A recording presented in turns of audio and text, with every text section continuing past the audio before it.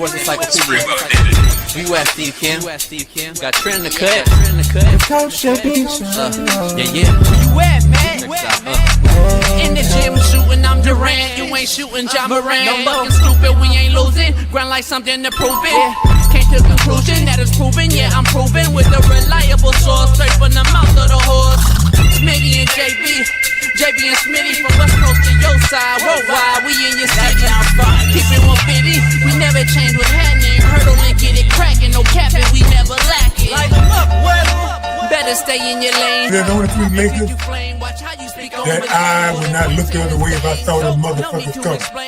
That's Kareem, that's Worthy, and that's Coop. The rest of them damn Lakers, fuck them. That's bullshit that Robert Parrish said. Coop, you know I got your back like a backpack, boy. Fuck Robert Parrish. You know you ain't shit. It's all good. You know, fuck the Celtics, all of them. We see you like shit, you fucking slapdicks. Issues get pressed so fast you don't get sacked like bags and baggage. Smitty and Jason Brown, killed it, yeah, it's a rap. We what the game's been missing, we switched it and filled the gap. Smitty and Jason Brown, we killed it, yeah, it's a rap. We what the game's been missing, we switched it and filled the gap. To put the fear of God in these motherfuckers!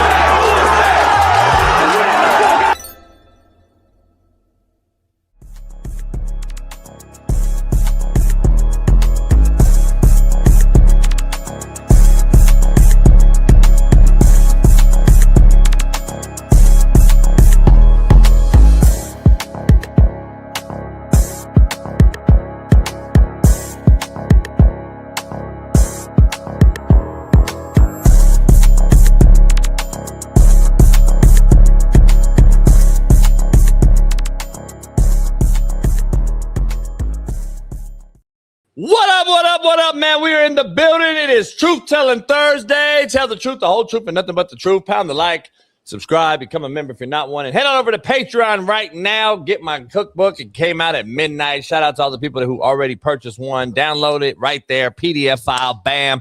The hardback book will be created soon.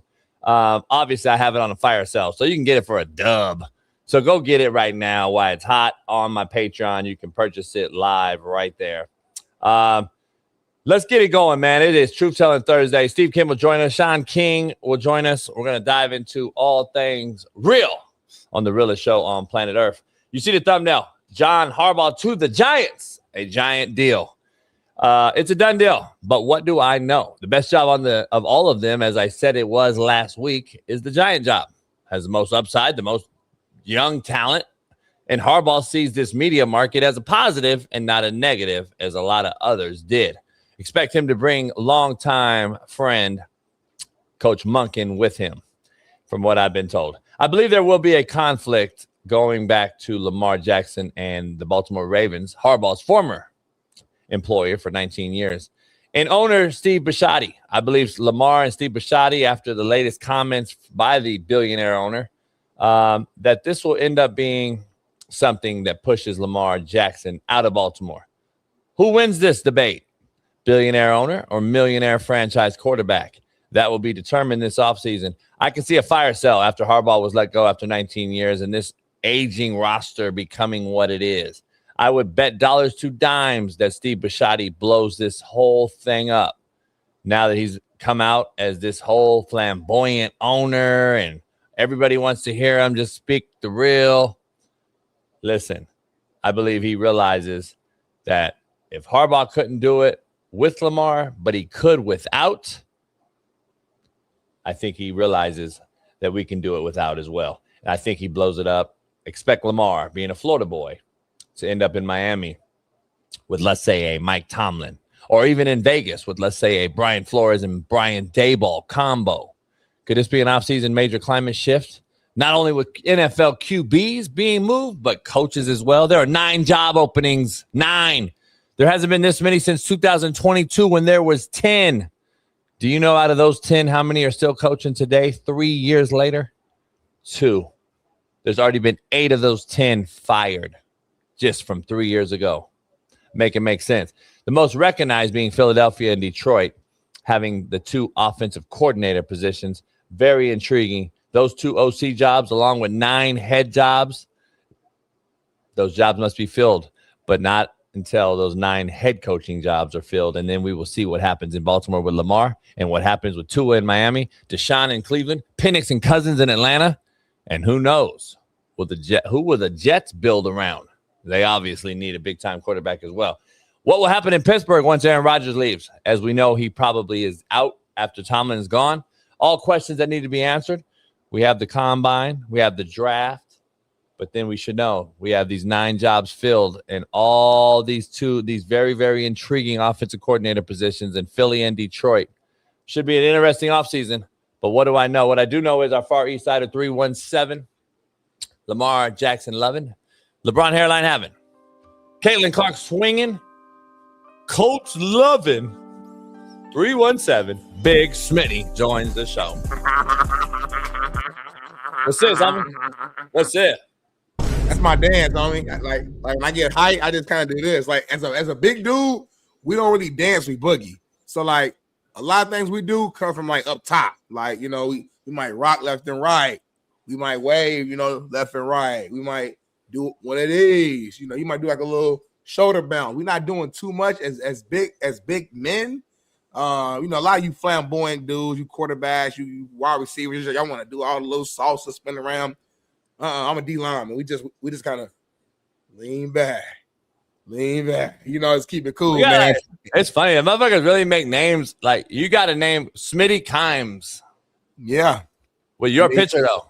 Yeah, then you got a name. I think somebody said it was Gay B. I saw that yesterday.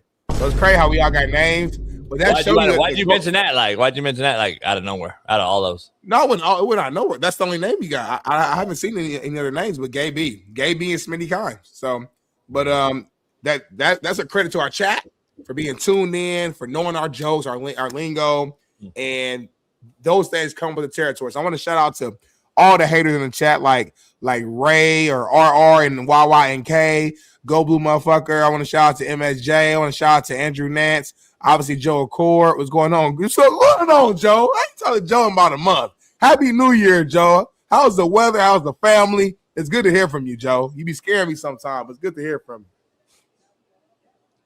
But what's this mean, though? Because I'm trying to go back to that because, like, that's Tyreek Hill on this show, I thought. We kind of turned it into that, but I've been doing this for a long time. So this is basically, like, this for me means, like, let's get it. So if you see me doing this, it means, like, let's get it. So you do that, whatever category. So right now we're doing a show. So, like, let's get it. I'm hyped for the show. If my girl was here, it means let's get it physically. If I'm about to eat some food, some Chick-fil-A, let's get it. I might eat that sandwich. Like, this just means let's get it. You see now? Let's get it. I'm confused of it. Like, if you say let's get it to me, it's weird. It's like I'm already saying it to you. I'm saying it's like to the show.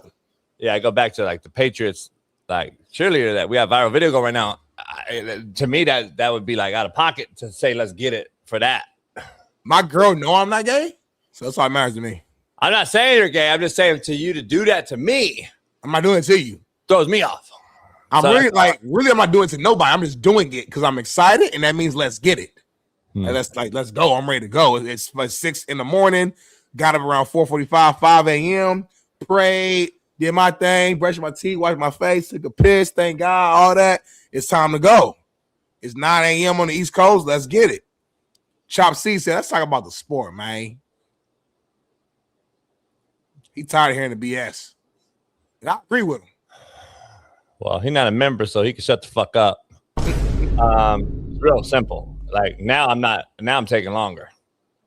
So, see, keep fucking with me. I just keep going longer. Like, I'll fuck around and do exactly what opposites say, especially not a member. And you haven't bought my cookbook. Like, you haven't done anything.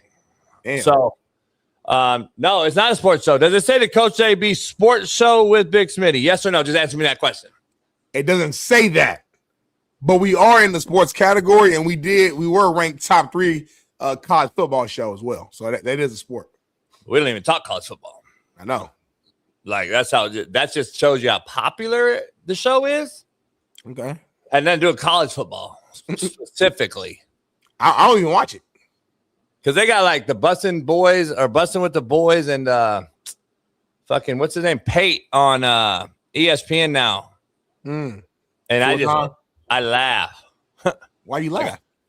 Because it's like, it's a fucking mockery to hear them guys talk college football. But anyway, ain't buzzing with the boys actual NFL players though. Yeah, but they talk college football like they don't. It's not a good look. So anyway, let's keep going. I don't think the one cat even played or coached or anything. But anyway, shout out to him, man. Let's dive into the quote of the day, Smitty. Brought to you by Underdog. I'm gonna bet tonight on John Morant. Forget it. I'm gonna dive into some hoops maybe tonight. Can I bet John Morant? Maybe that he makes it. Let's dive into it, man. Quote of the day, Smitty. Smitty, this is my own right here, all from the heart. I want everybody to know, audio listeners, accidents are not intentional, and intentions are not accidental. Ooh, that could have been contrary to belief, but that was fire right there, homie. Could have been. Contrary to belief, you'll see the difference. But quote of the day, Smitty, accidents are not intentional. See, accidents really happen. I'm driving, the car hits me, and you know, something, you know. Now, if I wreck my car, I want to be clear in how this separates everything. Okay. If I'm driving and I wreck my car because I'm getting some gog, okay, that's not accidental. That's an intention. That's an intent. I intended to get some head. Yep. I wanted my dick sucked as I drove down the freeway. Yep. Therefore, I got distracted and I hit a little boy's car or something. That's an intentional fucked up. You know what I'm saying? I did that on purpose. If I'm just driving down the street and something was in the road and I didn't see it and I hit it, accident. Keith Smith or, you know, Joe or somebody who happened to be crossing the street, boom, accident. A huge difference, homie. So make sure you understand.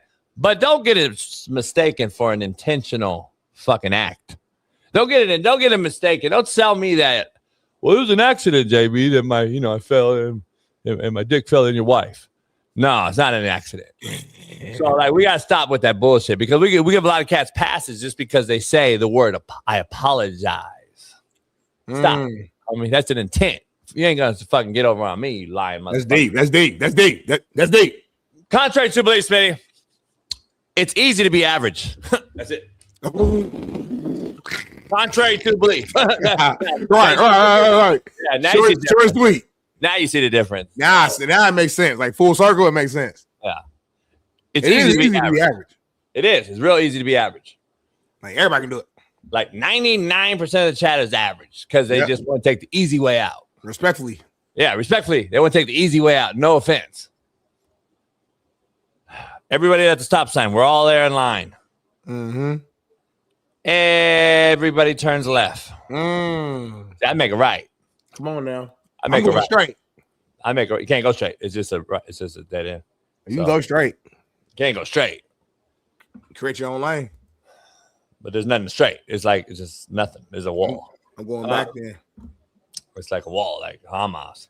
I'm gonna go back and then find. Whole question, Smitty. It's like Trump's wall. You can't go straight. Smitty, we'll talk Trump on the show. Go ahead. Can you see Lamar being moved this offseason? Poll question. Can you see Lamar being moved this offseason? Go. I mean, if the Ravens let this man go, they don't care about their franchise. If the Ravens let this man go, they don't care about winning. If the Ravens let this man go, then they don't have smart leadership. If you let Harbaugh and Lamar go in the same offseason, homie, well, that's a complete rebuild. It's a fire sale, though. That's what happens sometimes. I get it, but that's like this is a franchise quarterback. Well, this franchise also has won 2 Super Bowls with or without Lamar. Go. I understand that a lot of teams have won without the quarterback that they have. Well, I'm just asking you, like the same head coach that just got fired. The same head coach that got fired won without Lamar, though. Over a decade ago, yeah. So you got to say, hey, we've done it. We've done it. But so. do they have Ray Lewis and Ed Reed over there by chance? Is the question on the thing? Can you answer that question though? No, I'm just curious though. Like, is Ray Lewis over there, and like is Ed Reed over there? Nah, you told me some of you guys said that you had a better guy when he traded him from when you got the guy that's the Mike backer right now. I'm saying exactly. You know, stop right here. The fact that you can't even say the shit, stop playing. That's what I'm saying. No, I'm not saying it. You guys said he was the best. Nothing. Ain't nobody nothing. And he was a good player. He's not right. Then when Patrick Queen left, and then they had that tandem, and then Queen left, my boy goes over to Pittsburgh, and everybody, stop. If he was that cold Mike backer, homie, they'd still be elite. They were fucking horrific on defense. So all I'm saying is I don't see T Suggs out there. I don't see Ray out there. I don't see certain guys out there. Well, you don't see that D line either. That's why. That you keep alluding to. You don't see Ed Reed either. That's why. Yeah. So when you keep bringing up he won, kudos. It was over 10 years ago, and that was a completely different team. That was a dominant defense. It wasn't no wavering or good half the season back. That was grown ass men, dogs who took football extremely seriously. So if the Ravens can bring that defense in here, they're gonna win with whoever they got quarterback. Right. Well, let's equate it to nowadays though. This Ravens defense from ever since Lamar's been there have averaged 7 Pro Bowlers a year, more than any other team in football. You do know Pro Bowlers in all polls aren't the same, right? So always moving the post for Lamar. I'm genuinely asking you. A lot of veteran players don't even care for Pro Bowl because they know all pro is what really gets them. Keep it that way then. Jacket. Keep that energy then. So I'm being honest though. Okay, that's fine. Right now. Okay, but the fact of the matter is they've had the most Pro Bowlers under Lamar Jackson than any other team in the league. Who's been the starting quarterback in the flag football game last few years? Go. The what? Can you name the starting quarterbacks in the flag football Pro Bowls the last 2 or 3 years? Please go. I don't know. I don't care. Exactly. Nobody gives a fuck. So you're using Pro Bowl as like that means something? No, that don't mean anything. You literally your said eyes work, homie. Your eyes work. That defense has not been legit in a couple years, and when they were really good, they the game. They're not winning the whole thing. Now you're on my side, huh? So every show we debate, you talk about how many times these guys have been Pro Bowlers, but now it don't matter. I don't do that. I'm saying all pros. I mean, you literally do that. You do that every day. Pro Bowl like some fan shit, homie. It's popularity test, homie. Like I've been saying, it's popularity, homie. Now when it comes to Lamar, it's fucking unbelievable. It's funny when you defend Lamar and then shit on Jalen Hurts, though. Chad, do you guys understand? A year ago, Jalen Hurts was the guy. Are 2 different entities. Pro Bowl is just some fan shit. Like I like this guy. Let's get him in there. Like it's not. So you're saying what I'm saying. So you're on my side. I've been saying that all pros. What are you talking about, motherfucker? Motherfuckers don't go to the Hall of Fame because the Pro Bowls, homie. It's all pros. It's different, homie. Stop. I can't believe the first team all pros. How many first team all pros does that defense have? The hypocrisy of this show. The hypocrisy is ridiculous. So let me ask you something. I don't want to answer the question, but you can ask it though. So here's by fact. This is fact. The same process that we're now that you're discrediting the Pro Bowl is the same process that your 2-time MVP uses. So that doesn't matter either, right? It's not the exact same process. No, it's not. Hold on, so the 2-time MVP who gets voted in the same way as the Pro Bowl gets voted in. No, you're okay with that, huh? No, I don't.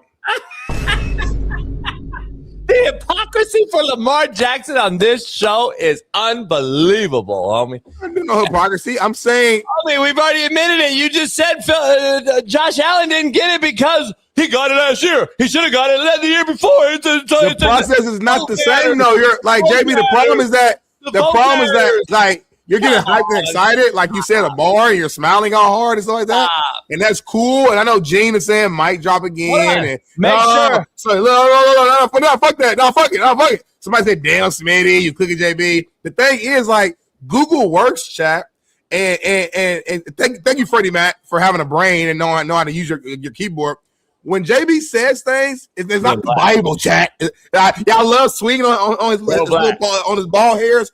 What he says isn't the Bible. He's wrong a lot. Like 78% of the time when he says shit, he's just wrong. Why are you not defending everything? Well, we're talking about this the topic. Voting is not the same. Stick to the topic. The Pro Bowl? Nah, fuck that. I'm calling your ass out. Stick to the topic. You're not going to the topic, homie. It's my show. It's my show. I do what I want to do on this show. You and your feelings, homie. Stop. I feel great. You're so soft. You and your soft feelings because Lamar Jackson. Low right now. You and your feelings, homie. I feel great. You and your feelings over Lamar already? You're wrong. You already in your feelings over Lamar, homie? Have zero feelings, homie. Holy shit. Have zero feelings. All I'm telling you is that we don't talk about other quarterbacks. We don't talk about Joe Burrow getting fucking let go. We don't talk about Josh Allen getting let go. We don't talk about none of these other motherfuckers getting let go from their franchise. But for whatever reason, for clicks and likes, we're going to talk about a franchise quarterback, a two-time MVP, and Lamar Jackson getting let go from his fucking team. Are you fucking kidding me, homie? What are you talking about? What does that got to do with what we're talking about? Are we going to let go of you from this show? No, it don't make sense. What does that got to do with what we're talking about? He hasn't. You avoided the entire topic and now brought it up to who we don't talk about the white boy getting released. No. It has nothing to do with race. I'm naming other franchise QBs. Has nothing to do with race. Nothing to do with race. Let's be very clear, Chad. I didn't bring a race. You just turned it into race. Stop. No, I did. I'm naming other franchise. God damn, JB. You don't even realize. You don't even know. I cannot believe you're this micro this morning. It's almost embarrassing. It's embarrassing. You're so used to doing it, you don't even realize what you did. I named franchise quarterback. It's nothing about race. They happen to be white. I don't know what the fuck we're talking about. Like, I don't understand. So just 2 weeks ago, when we talked about Joe Burrow, I said on this show that when he came on the podium and he did that soft pussy ass shit, I said, get rid of this motherfucker. He's hurt every year.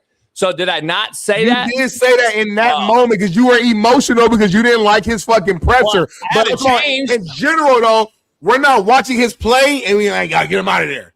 You were emotional in that moment because you didn't like him sounding soft. That's an anomaly. I'm talking about in general. When we name the top quarterbacks in the game, we don't talk about these other guys being let go. The top quarterbacks in the game right now, a lot of them happen to be white. So you took the Pro Bowl voting and said it doesn't matter. It doesn't matter if the Ravens have more than any other team. You took the MVP voting, which is exactly the same manner. It's not. Stop lying. It's literally not. It's literally not. Hey, go look at who has a vote for MVP. It's literally not the same. Pro Bowl is a weighted vote between fans, players, coaches. It's fucking the whole situation when it comes to Pro Bowl. Pull up the voters when it comes to MVP, it's fucking sports writers and broadcasters. Like it's an actual panel. People who cover the game. Go look up. What are you talking about? Broadcast. So Stephen A. Smith has a vote. It's people who look it up. I mean, people who work the game. Motherfuckers that never played have a vote, but it's okay. All I'm telling you is that you're wrong about it being the same thing as a fucking regular fan. A fan is just voted for, oh shit, I like Daniel Jones, just pick Daniel Jones. I'm saying the sports writers and journalists, they've been doing this thing the whole time. It's been this way. These are people who cover the actual games. All I'm saying. It's not the same process. All I'm saying is that you're wrong. I'm not saying that the process is undefeated. I'm saying that you're wrong. It's not the same process. That's actual facts. Smitty, we've been talking about Mina Kimes and all these other fucks having votes for a long time. Mina Kimes, 2 years ago, I said, why do you have a vote on this show? Shout out to Mina Kimes because she covers the game. But she's a deserving vote for Mina MVP. Kimes probably watches. I'm gonna be real with you. She watches more thoroughly, more football than you do. You don't really watch it. I'm gonna call you out, Chad. I'm sorry. It's the realest show. When we go to JB's house, like Shaun alluded to, he's on his phone. He's playing fucking cards. He's fucking with the AE. He's walking back and forth. He's cooking, obviously, a ton of food. He motherfucking drunk, take a nap, get back up. Then he'll look at the TV. Like, the games are on the TVs, but he ain't fucking sitting there like this. Just like locked in, taking notes and like really locked in. These motherfuckers, this is a job. I've been in. I know what they do because I used to do it. I've been in the rooms. Just like I can't tell you what a coach does because I've never done it. You can't tell me what journalists and producers do because you've never been in those rooms, respectfully, of course. So I'm telling you, these motherfuckers really like, it's like their job. They're taking notes. They're talking to the researcher on the phone and figuring out shit like during the game. They watch the game like it's their job. You watch it just on some like, all right, let me capture 3 pieces from the game and I'll bullshit some shit together and we'll have a take and we'll go with it. Cool, that works. But that's not the same thing. So when you disrespect these journalists, I'm telling you, whether they played or not, they are putting the work in, y'all. Let's stop disrespecting all the fucking journalists like that. Like that don't mean shit. They help the game grow. They help all the sports grow. They create the storyline that creates the money. Like, what are we talking about? I can't explain how gay you sound right now. The actual fact that you defend this broad, the fact that you defend this broad, she can watch football for fucking 24 hours a day for the rest of her life and not know one pinky worth what I know. So I don't really need to watch the fucking game, contrary to belief, because you can listen to my takes every motherfucking day and compare them to Mina Kimes and sit here and tell me, damn, JB, how did you cook for 30 and still know more than this fucking broad? Because that's what it's called, the it factor. I don't need to watch football like Mina Kimes. The fact that you defend Mina Kimes watching more than me is a fucking telltale sign why you defend gay cheerleaders. That's real clear, homie. You defended a gay cheerleader yesterday. Tried to act like he wasn't gay because you are feminist, homie. No, I'm not. Keep it real. You defend fucking Lamar Jackson and Mina Kimes the exact same way. Let that sink in. What are you talking about? The truth hurts, homie. I don't need to watch football. Mina Kimes needs to, and she's still wrong every time.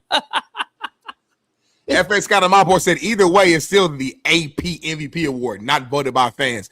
Thank you, FA Scott Amapo, my brother who was a double major, got a master's degree, bachelor's degree. Who votes for the got a computer science degree while playing Division I football. Yeah. That's a smart brother there. Who votes for the Pro Bowl? He knows what he's doing. Who votes for the Pro Bowl when a guy gets hurt or opts out? Who votes? Who votes for the guy to fill in when he wasn't voted in originally for the Pro Bowl? Can anyone answer that? Hey, I don't need your love, Gene. I don't need your love, homie. FA, can you answer that? So Jermaine Johnson got in the Pro Bowl. He wasn't originally voted in 2 years ago. He got in by who? By who? Peers. You motherfuckers are ridiculous, homie. The peers voted him in. That's what the Pro Bowl is now. Stop. You guys keep moving the goalposts, homie. It's fucking hilarious. You only go for who you like. KCBD, I did, didn't I, KCBD? I did. But yeah, I mean, good topic. Good topic for sure. Good start to the show. Lamar Jackson hurt. I think Lamar being shitty hurts your feelings. No, I'm not worried about that. No, because you can't even answer. You still haven't answered the question. Does he get moved? You went right to, does Joe Burrow get moved? Well, I think like common sense. The question wasn't Joe Burrow though. Common sense, and I didn't go straight to that. I got to that. I literally started my whole entire. You asked me the question, and if you remember, if you think and you listen, I know you got ADHD. If you listen, I literally said if they move Lamar, it would be one of the dumbest moves that they could make. I said to lose Harbaugh and Lamar in the same offseason would be stupid. It's literally what I said. But if you're not macro enough, then maybe you wouldn't catch it. No, you just gave your opinion because you were in your feelings about Lamar. So what do you think my answer is then? I just said give a real answer for the audio listeners. So I guess you ain't got fuck the audio listeners. They should be watching it. So I guess you ain't got common sense no more? Yeah. Can you see Lamar being moved this offseason? Yes or no? I say yes. So.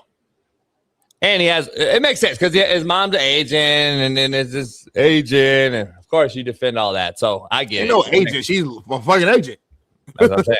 Like she got the actual credentials. Like she got the shit. Like she did the work. Like what are we talking about? Like, you laughing like a motherfucker's going to be an agent.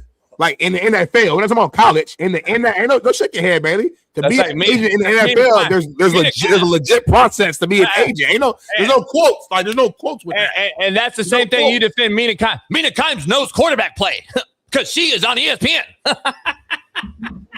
I didn't say that. I'm saying that you don't respect journalists because they didn't play. Say that. You did all say I'm saying that. Is they do put the work in. Is all I'm saying. You did say that. You did say she know more than you. I'm saying from a week to week basis. He watches the games more and plays the game more than you do. Don't backpedal, homie. Don't backpedal at all. You don't know how to listen. You said Mina Kimes watches more football than me, therefore knows more than me. Don't backpedal now. Don't backpedal now. Yeah, I say that.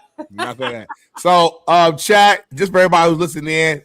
Appreciate y'all, man. If you're a new member, man, appreciate you for joining us, man. Subscribe, hit that like button. Listening is a sign of it's fundamental. Like being smart. Like it's a sign of wisdom. If you can listen, fundamental. Everybody can't listen. No. So when you learn that people just don't listen or don't have the ability to listen, you got to move on. You just got to move on. You can't sit there and argue with them because now when people watch you from across the street, they don't know which one of y'all is a slow motherfucker. They don't think y'all both slow. So, like, I'm going to move on because I know what I said. And apparently you're not able to listen, which is not your fault. So it is what it is. So we're gonna move on amicably to the next topic here. Before we move on, I think Lamar should. I think they're gonna blow it up because of the back to my lead in. Yep. Bashotti woofing and talking that shit. Mm-hmm. Being boisterous, being the billionaire that he is, like the other 31 other billionaires that are in the NFL that talk shit and let you know that I'm the billionaire owner. You shut the fuck up, make me a sandwich, like they do to coaches, players, GMs. Owners are it. There's really nothing else. You said on the show before, Smitty, well, he's owner. He can say what he wants today. Yeah, it don't matter. Whether it's fucking Carly in fucking Indy, whether it's Jerry Jones in Dallas, it is what it is. They're the owner of the team. They can't be fired unless they sell the goddamn team. So I'm just telling you straight out. I see an issue. I see Lamar saying, oh, you're not going to let me in on the interview process? I'll take your word for it. I'll listen to you, but I'm not going to fucking do what you want me to do. When he in all the shit that he's been saying, I can see this being a breakup this offseason. So real quick, and not to like call you out or to discredit any information that you received, but like now that we got this information, your previous statement saying that Lamar called the owner and said he wanted Harbaugh fired, that don't make sense no more. Absolutely does. Because either what you said was 100% true, and now the owner's just lying publicly, this to kind of like make us think that Lamar doesn't have the power, which could be real. Or B, you were misinformed initially, and this is really who the owner is. Well, it's actually kind of came out. It's actually came out, and I've seen people tag us saying that we actually were the ones that said it and broke the news. Okay, all right. But it's actually came out, and there's been all kind of news talking about the disgruntled Harbaugh Lamar ending to a 8-year marriage. So that's kind of going out there. It's been out there, floating around. You can find it, and I broke it. No, I believe that piece. We've heard those rumors anyway. What I'm saying is the statement was that Lamar Jackson called Bashotti and said, I don't want Harbaugh here. And then Bashotti called Harbaugh and just fired him like that. Yeah. So if that happened, like two things can't be true. You can't say that, but then you get on the podium as the owner and say, yeah, he got influence, but he don't make decisions. So because if you fired Harbaugh because Lamar just called you, right? When you weren't going to do that previously, that means Lamar does have the power then. So I'm not saying you wrong. Like I don't want you to take it the wrong way. What I'm saying is maybe the owner's on some bullshit. Maybe you should take your advice and listen to what the fuck I say, and not call me and say I don't listen to you, but you don't listen to me. Mm-hmm. So I clearly said to start the show, Lamar I said right out the gate, John Harbaugh to the Giants. Boom, boom, boom, boom. Then I said, I believe there'll be a conflict, quote, between Lamar Jackson and owner Steve Bashotti after his latest comments. So two things can be true. So you fired me to give you good grace and show you that I'm here for you, Lamar. But then when I said what I said after the firing, now your butt hurt. Why can't that be true? Now Lamar found out. Oh, shit, this owner ain't fucking around. Maybe I thought I was cooler with the owner than I first thought. But now maybe I'm not as cool with the owner as I thought. Yeah, so how does that not make sense? Because again, his specific statement was basically that, like, yes, Lamar has some influence, but he don't make no fucking, like, he ain't got no power. Well, you can't say that when you just let go of a 19-year or whatever head coach who's a Hall of Fame coach, Super Bowl champion winner, who's been very consistently, like, really, really, really good during most of his tenure. You just let him go for your quarterback. So, like, I don't see how you say Lamar don't have power, but then he allegedly is the reason why you fired your 19-year Hall of Fame head coach. That's all I'm saying. I'm not talking about you. I'm saying the owner. It don't make sense for him, is what I'm saying. Well, what it does when the owner drops his nuts and says, this is my team, and now the player doesn't like that straight, direct approach when he thought he was cool with him because he had a buffer in what we thought was John Harbaugh, homie. That buffer didn't exist as we thought. The last few years, Harbaugh and Lamar kind of separated from each other. Lamar didn't fuck with Monken whatsoever, so that was separated. Harbaugh and Monken are best friends. So all that tied in separated this whole thing. Now the owner's saying, fuck player empowerment. I'm going to do my thing my way. you're not going to have an interview process. You're not going to be in on it. Now, Lamar hears that and says, hold on, I thought I was your boy. Nah, I'm the owner. You're the player. Now, all of a sudden, the shift's going to happen. Now we're going to see a climate shift. That's all I'm saying. It can definitely be two things can be true, in my opinion. I hear you. I disagree, but I understand. I understand what you're saying, though. Moving on. I want you to disagree. Yeah, it just don't make sense. But I get what you're saying, though. Anyway, moving on. John Harbaugh and the Giants are working to finalize an agreement to make him New York's next head coach. Giants' deal for John Harbaugh is expected to be for 5 years with a total value that nears $100 million. He will be one of the NFL's highest paid coaches like he was in Baltimore. Todd Monken is expected to join John Harbaugh, his best friend, on the Giants staff as his next OC. Obviously, we know Monken served as Baltimore's OC for the past 3 seasons. So, Jason, give us your thoughts, your initial reaction on Harbaugh to the Giants. I mean, it's the best hire in the cycle. I said it last week or 2 weeks ago. Whenever this firing happened with the Ravens, this was the best available option. Giants, you better call them like it was yesterday. And then I found out, and then I said, Harbaugh doesn't really like Shaun or whatever his name is, the GM. Come to be true. That's why this thing wasn't done originally. I've heard from certain people that he got more power with the GM decisions than originally was allowed by former coaches. So maybe Shaun has had to give up a little power, and now Harbaugh comes in, will have a lot more say over player and personnel and decisions. So that had to be the issue, because what I'm hearing, a 5-year, $100 million deal. That's 20 a year, homie. Yeah, it is. So he'll be the highest paid coach, him, Andy, a couple guys like that. I'm just telling you, there's no way you took that job if you didn't have some sort of autonomy and some sort of decision-making capabilities. That's why I think it took longer than it did. I think he was his only viable option. They had the best roster in his eyes. They're young on defense. They had a great draft. They got weapons. I think it was a no-brainer, but he probably had to feel that it was going to be my show. And that's why I think he waited on this. So I think it's the fit. Shaun better make a sandwich, homie, because you've already shown you passed your time. You ain't going to be there much longer, Shaun. Right. So I'm just waiting to see what happens with him. But then he's bringing his OC. I think it fits Jackson Dart perfectly. Monken does. Yeah. So Monken comes over. Harbaugh already alleviates that stress. He has his OC. And now it comes down to DC. Now, I hear Monken has or is interviewing for the Cleveland Browns head job today. Oh. So this not official that he's taking Monken, but Monken, I seriously doubt. I think everybody knows he's not getting the Brown job. So I believe they've already made arrangements that you're coming. I love this hire, man. I think Harbaugh, and I tweeted this out, last night. I think he turned this thing around quick, and he makes the Giants a serious team, especially in that division. Again, I understand the Eagles won the championship last year, and I understand that they're still loaded, but we saw and they get eliminated in the first round, and we've seen signs all year with AJ Brown not being happy, Saquon not being the exact same, the O-line dealing with stuff and they fired another OC. So I think the Eagles might be on a slow one, but a slow downward spiral. The Cowboys are going to cowboy. So the Giants have to me, a direct path to win this division. I like Jackson Dart as a young quarterback. He's competitive.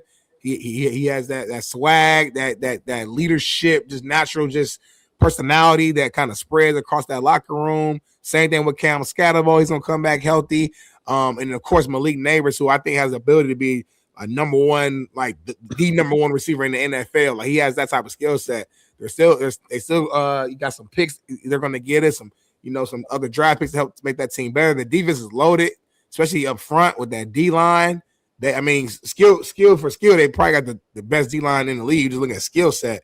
So now you bring Harbaugh in there, a guy who's gonna bring leadership, accountability, a winning attitude, Super Bowl champion, and somebody who, when he walks in the room, the players are gonna sit up in their chairs in the team room because it's a respect factor. that matters. And that changes your intensity of how you practice, how you work, and how you prepare, because you know that he's a head coach who's not playing around. And I'm not saying that Dayball was. I know Dayball's a serious coach too, but he doesn't have the resume that Harbaugh has. And as a player, when you see a coach who's a winner walks in the room, it's just a different energy, different aura, and a different respect. So this is the best hire that they could have possibly made.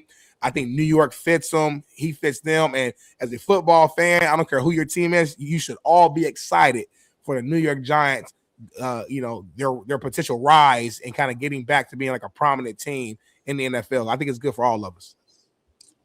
Yeah, I'm curious to see how this unfolds. I gotta be sold on Neighbors being healthy. And is he going to be a guy that's hurt every year? Is he going to be an OBJ? Or is he going to be a long-term guy that's going to play every year? And this was just that injury that he had and knock it out the way. Is Scadaboo a guy that's sustainable? Do they get another big-time back that can actually bounce it inside and out and then keep Scadaboo for just those hard, energetic yards that he brings with, along with Jackson Dart, that 1-2 tandem that they brought and all that energy and offensive energy they brought to that organization. Even though they were losing games, you could tell it was a different mindset when Jackson Dart took over. Scadaboo started the ball, and all that shit was going the right way. Direction was the right way. Then is the defense legitimately good enough with a guy like Harbaugh coming in and shoring up that side of the football with the tools they already have in place? Then they go get a couple free agents and make this thing a real legitimate contender. This is a team that can be exactly what the New England Patriots are this year. So this is what I see next year for the Giants in the NFC East, a 3-13 team type of situation that New England was in last year to a 13-3 playoff team next year. So that's exactly what I could see this happening, because this Giant team is closer than the New England team was, talent-wise. Yeah. So you go get another wideout. You go get a couple of secondary pieces. You go get a couple maybe another back. I still think they need another type of back that's a slasher type of guy. And there's some guys out there you can go get. Sure up the O-line. We got a good friend of the show on that O-line right now in Runyon, who's been on our show, I talk to quite often. He's plays O-line for the Giants. He's optimistic as shit. He's happy as hell. He already knew the situation and the upside of this roster. I think this roster, sky's the limit for this Giant roster.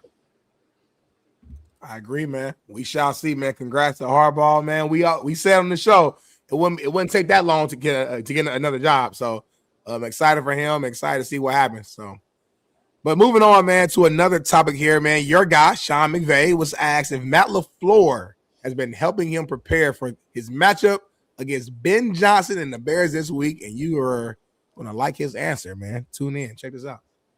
Yeah. He's played Ben Johnson 3 times this year. Yeah. What would you guess? No, you know what? We watch the tape, we do our work, and Matt is a very close friend of mine. What is he saying, homie? Just for the media to shut the fuck up, make a sandwich. That's what it's basically saying. Because rules are in place, and there are certain things that they cannot do, and he's trolling is what you all call it now, trolling the media, and he's trolling the question after especially Auntie asked Cohen that popular question that's been going viral all week long. The coaches get abreast from their own people, like, hey, you're going to get some sort of troll question this week after the viral question from Auntie and them. Yeah.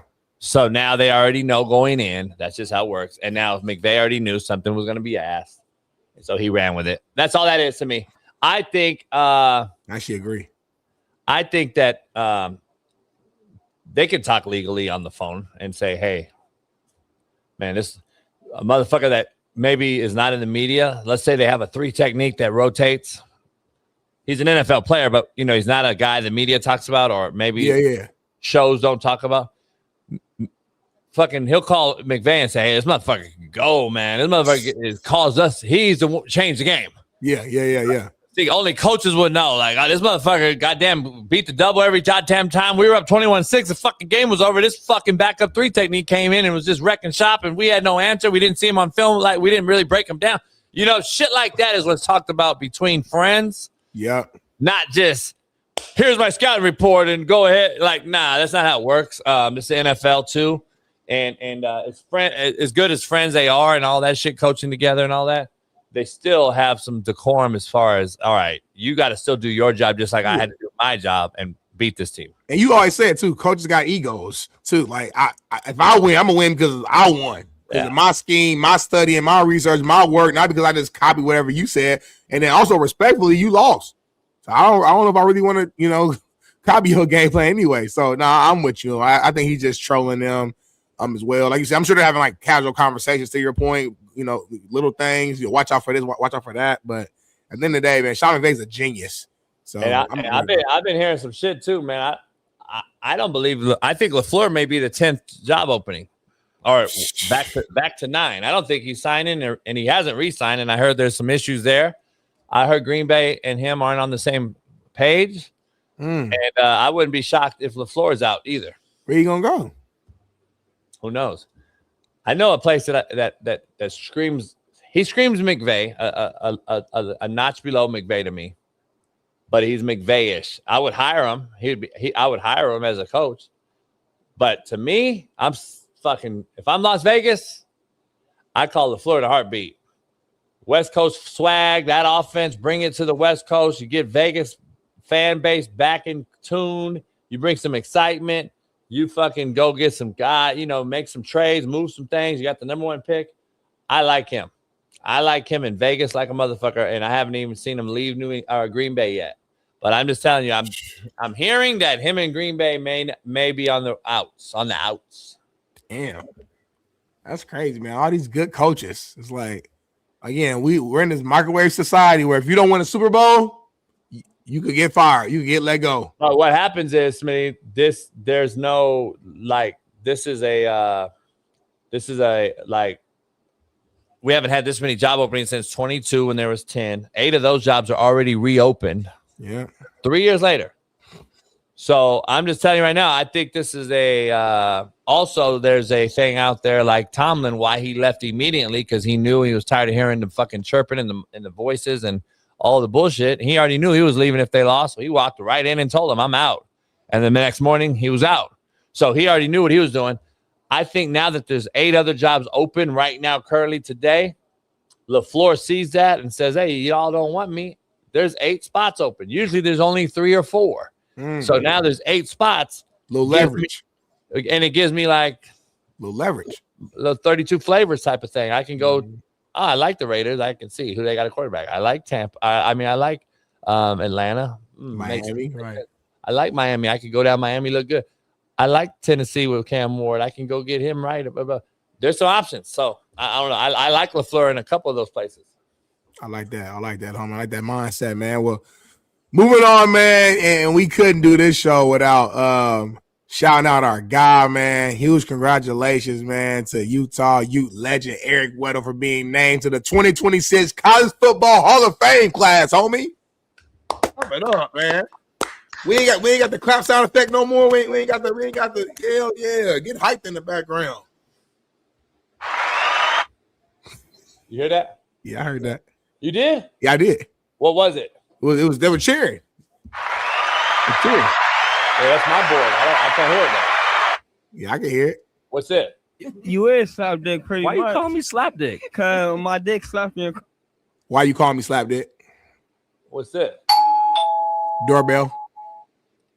What's First it? down. First down. What's it? The drum. What's it? Ticking bomb. What's it? Touchdown. What's it? That whistle. Damn, I still got the board? Huh. But why can't I hear the board? I don't know. Your system fucked you over. I got a major problem with this College Hall of Fame though. They can never just be positive. A major problem. You just cheer for Weddle, homie. Why you about to go in here? I'm not cheering on Weddle. I cheered Weddle. I talked to Weddle. I cheered for Weddle, and I cheered for the others that got nominated yesterday. Mark Ingram got in. I saw. Sue. Yeah. Aaron Donald. Come on now. But I haven't seen one guy that to me is absolute blasphemous. Who? Well, what? Who's in the same era? Who didn't get in? Shit, I don't know who all got in. I saw Weddle. That's it. Why Cam Newton didn't get in? Like, you got to be absolutely shitting me, right? What's the rule? Do you got to be retired a certain amount of years? No. Okay. What do you mean? Aaron No, Donald? I'm just trying to just check off boxes. Aaron Donald just got fucking. Yeah. He just left. You're right. It is a mockery. There's a mockery going on out here. That's crazy. Yeah, that's crazy. Guys, Aaron Donald just fucking. Aaron Donald's been out less than Cam Newton. Stop. What are you guys talking about eligibility? It doesn't make sense. The greatest possible season ever, 2010 college football season, we can really debate it, is arguably Cam Newton. What he did, what he won, what he accomplished. Fuck all the shit if you don't like him and you don't like his take. I give a fuck about all that. You don't like my takes. Who gives a fuck? What did he do? What did he accomplish? I'm so sick of the media, homie, and the casual fan who's done nothing for no one in their life and sit up here and talk about Scam Newton, his shitty takes, and give a fuck about what your feelings are about this motherfucker, homie. The fuck did you watch? Mina Kimes ass motherfuckers. That's why y'all defend motherfucking Mina Kimes. Because you know nothing about the goddamn game.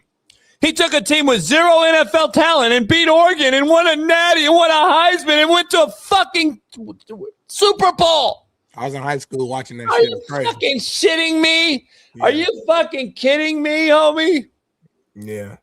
Oh, my God. For him, and listen, first of all, we're talking about college anyway. So you don't stop bringing up the NFL. We're talking about college. Cam was that dude in college. He was the dude on both sides, but especially college. By the way, he was nominated. Yeah, he was nominated. I just saw that. And they're saying, there's articles everywhere saying he got snubbed, but they're saying he'll probably get in the future one. But I don't get, maybe this class was just so loaded that he just missed this one. I don't know. I didn't know this until you just said this. So if we're talking about most loaded, he is literally the most loaded guy of all of them. He was the guy of all of the guys. He was Timothy, right? So there's nothing to really talk about. Like, look at the college inductees. Look who got nominated. Look who got picked. Yeah. And apparently, based upon my quick little Google search, the only requirement is you have to be out of college for 10 years. So he fits that for sure. So I mean, he's after fucking Aaron Donald. Yeah. He's after. Well, again, after college for 10 years. So that's it. So he's good. So I mean, this shit is crazy. This shit is crazy. Yeah, but you know what? The reason why I'm not panicking though, he's gonna get in. He didn't get in on this first little thing. He's gonna get in. Like Weddle just now got in. Weddle's been out of college for a long time, but he got in. So I'm saying Cam's gonna get in. The shit is blasphemous. Like the shit is literally make a motherfucker stutter. How he is not in from the gate, the first guy to be picked out of anyone blows my mind. How is he not the first guy that's just automatic? Like, all right, hey, Cam Newton's available. Oh, put him in. Like, there shouldn't be no goddamn. What is the fucking?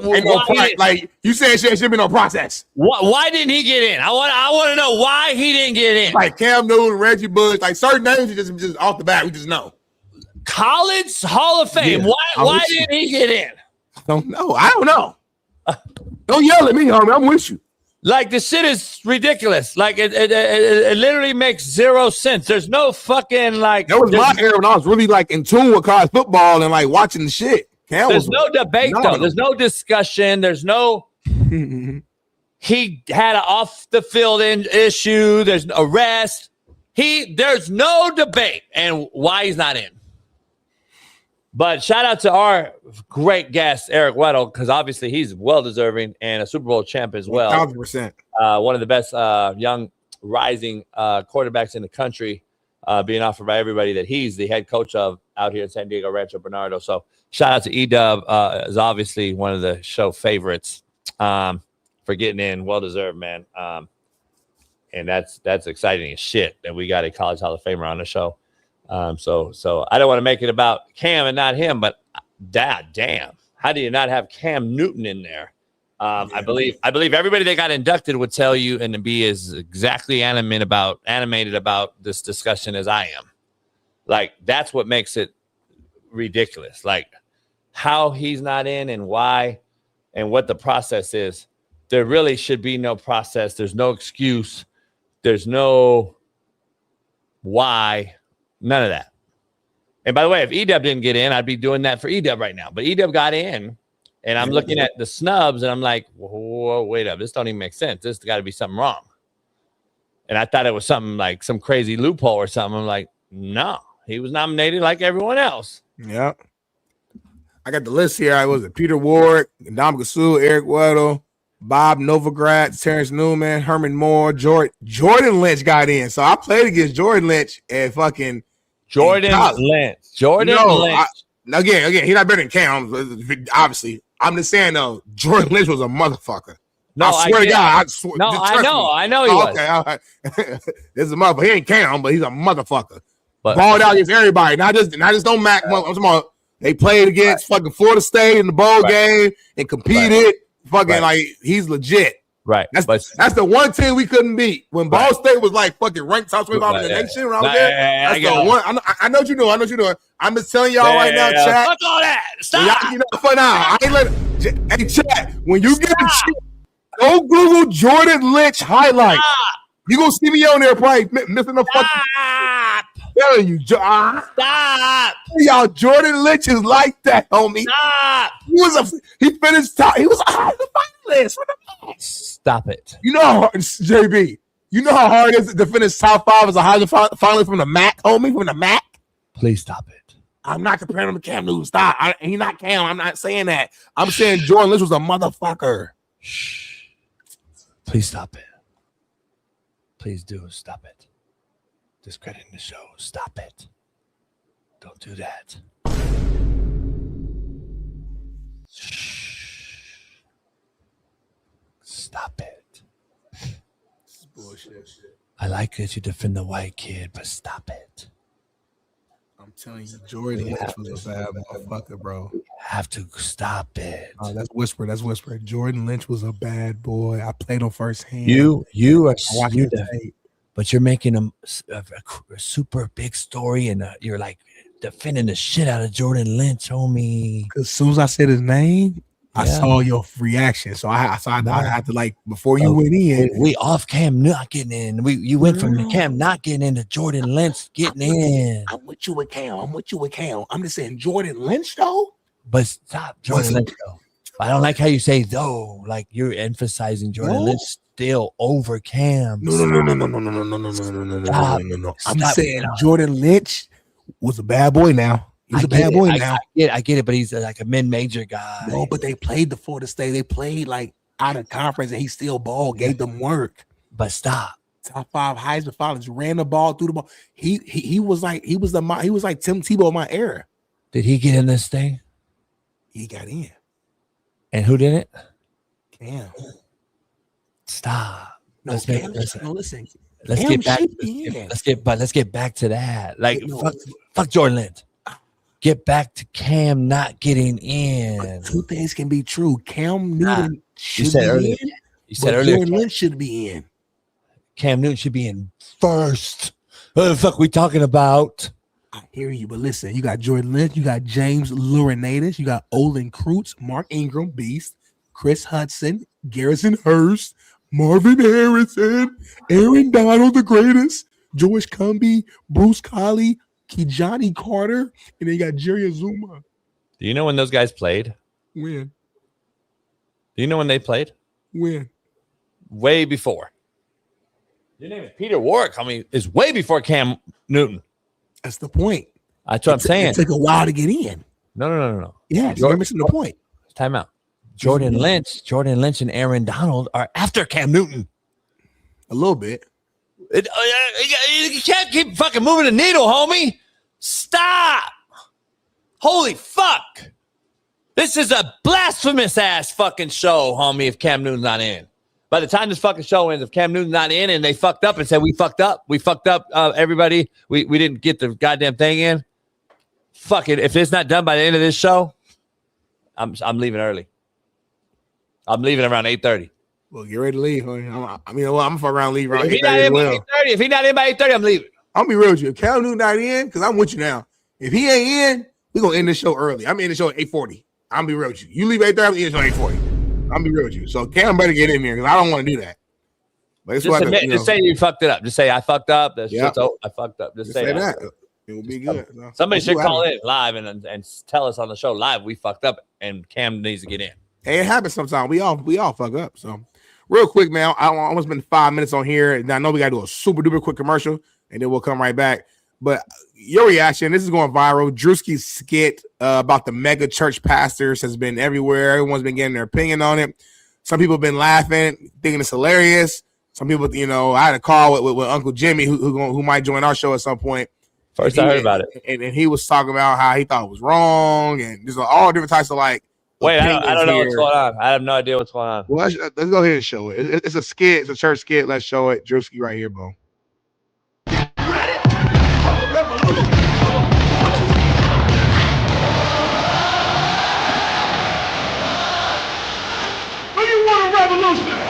I'm going to have Wanda stand up here. Wanda, please.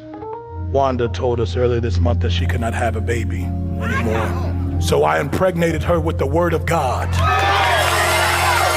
I'm going to impregnate everyone with the word of God. You gonna get pregnant with the word of God. You gonna get pregnant with the word of God. You gonna get pregnant with the word of God. Impregnate.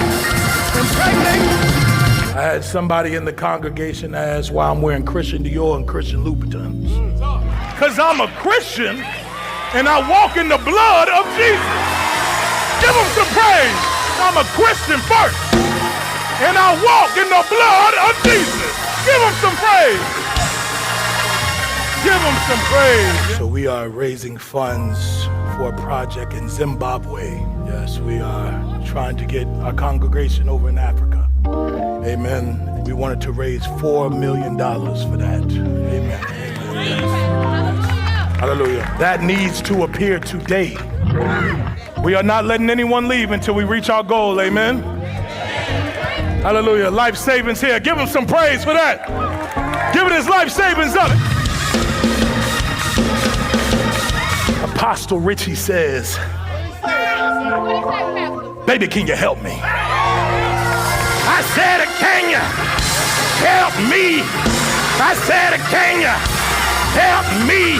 I'm going to finish this word here, and I'm going to do the Christian version. Don't worry about it. I'm going to do the Christian version. I'm driving this Bentley Bentayga because I believe in Christ. Can you leap on your legs like a survivor?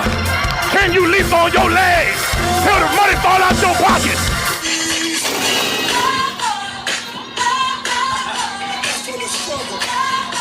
Jesus, you are, Jesus, you are, Jesus, you are. Still praise the Lord. I need you to pray for my wife. Hey, come on, man. Hey, get your hands off my car. You gave tithes and offering? No. Back the fuck up, man. What's wrong with you, man? So what's your take? I had an interesting conversation yesterday. Obviously, you guys know I grew up in the church. You know what I'm saying? Be there almost every Sunday. I went to a small church. My whole family's known at this church, right? So like, I am a Christian. So I had a call yesterday with somebody, and their take was interesting. Their take was you shouldn't be doing this type of comedy within the actual church itself, and kind of broke it down and said kind of how it's disrespectful. And it's putting out a wrong message to people who might be on the fence about going to church or giving themselves up to God and et cetera. And I hear that, but I guess where my brain is at is this is comedy at the end of the day. It's a form of comedy. It's a skit. And I grew up, I was younger, but I grew up in an era where comics talked about everything, race, religion, the church, gay, straight, all that stuff. And when we went to comedy, we went because we wanted to laugh. You wanted to just get away from the world. You wanted to, like, it was not a serious thing. So when I watched this, and I'm a Christian man who goes to church, all that, I didn't get offended at all. To me, he's being funny. He's doing it. It was a well thought out skit.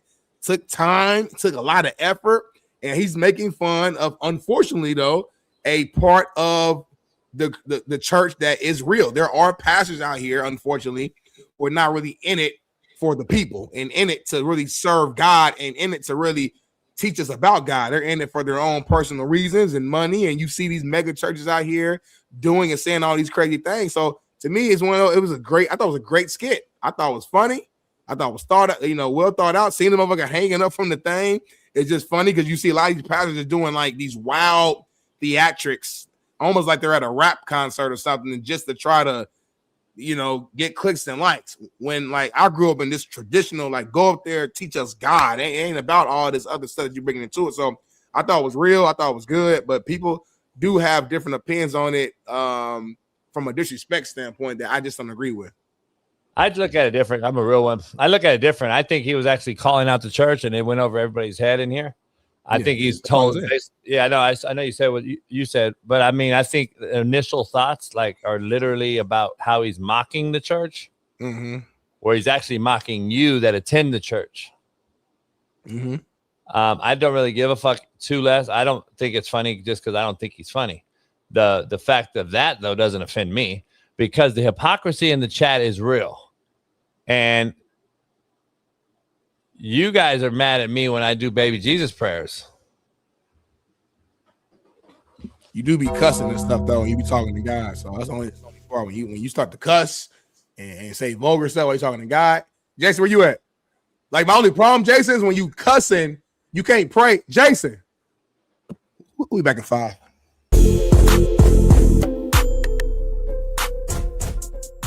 Hey, well, fuck it. I'll go home tonight. I'll drink my yak and smoke my stick, and I'll get it back cracking.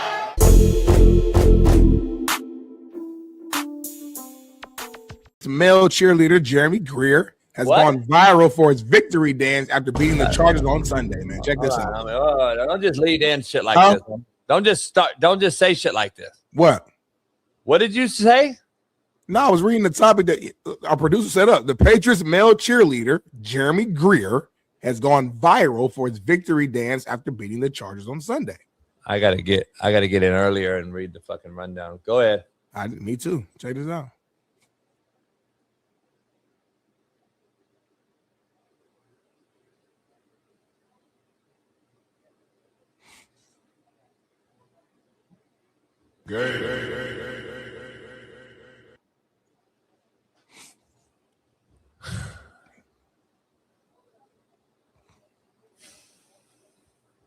I guess before you go in, because I kind of have a general idea of where you're going to go with it.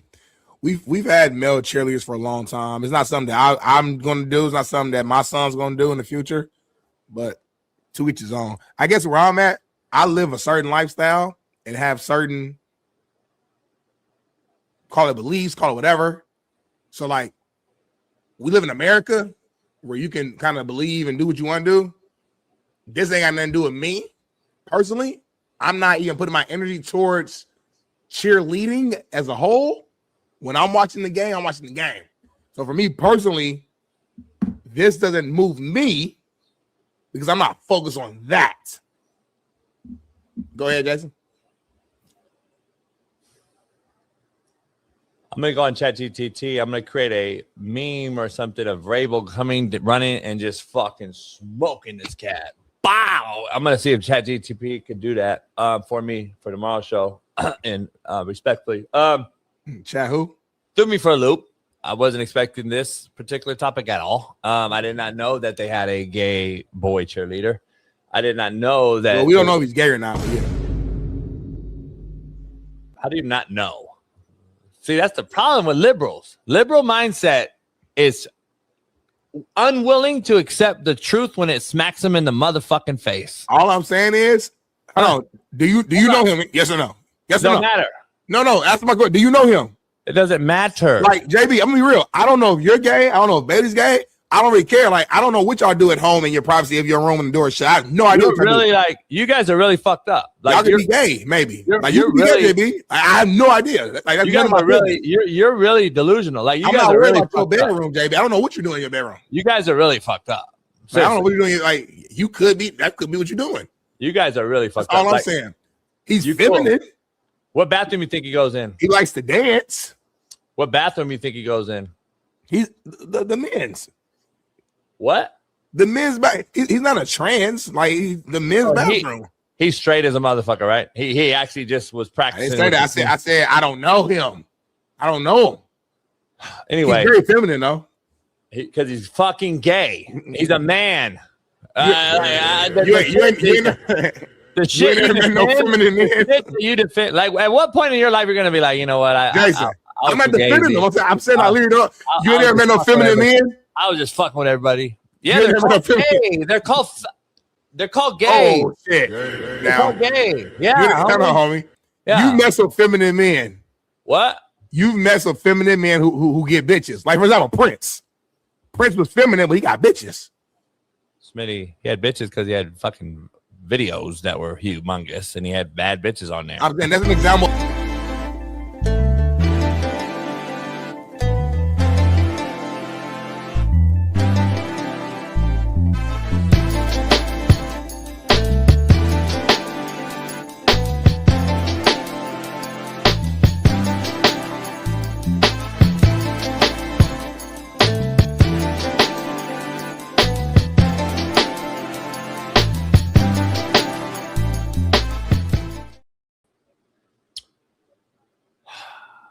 We are in the building, back in. Steve Kim will join us here in about 2 seconds.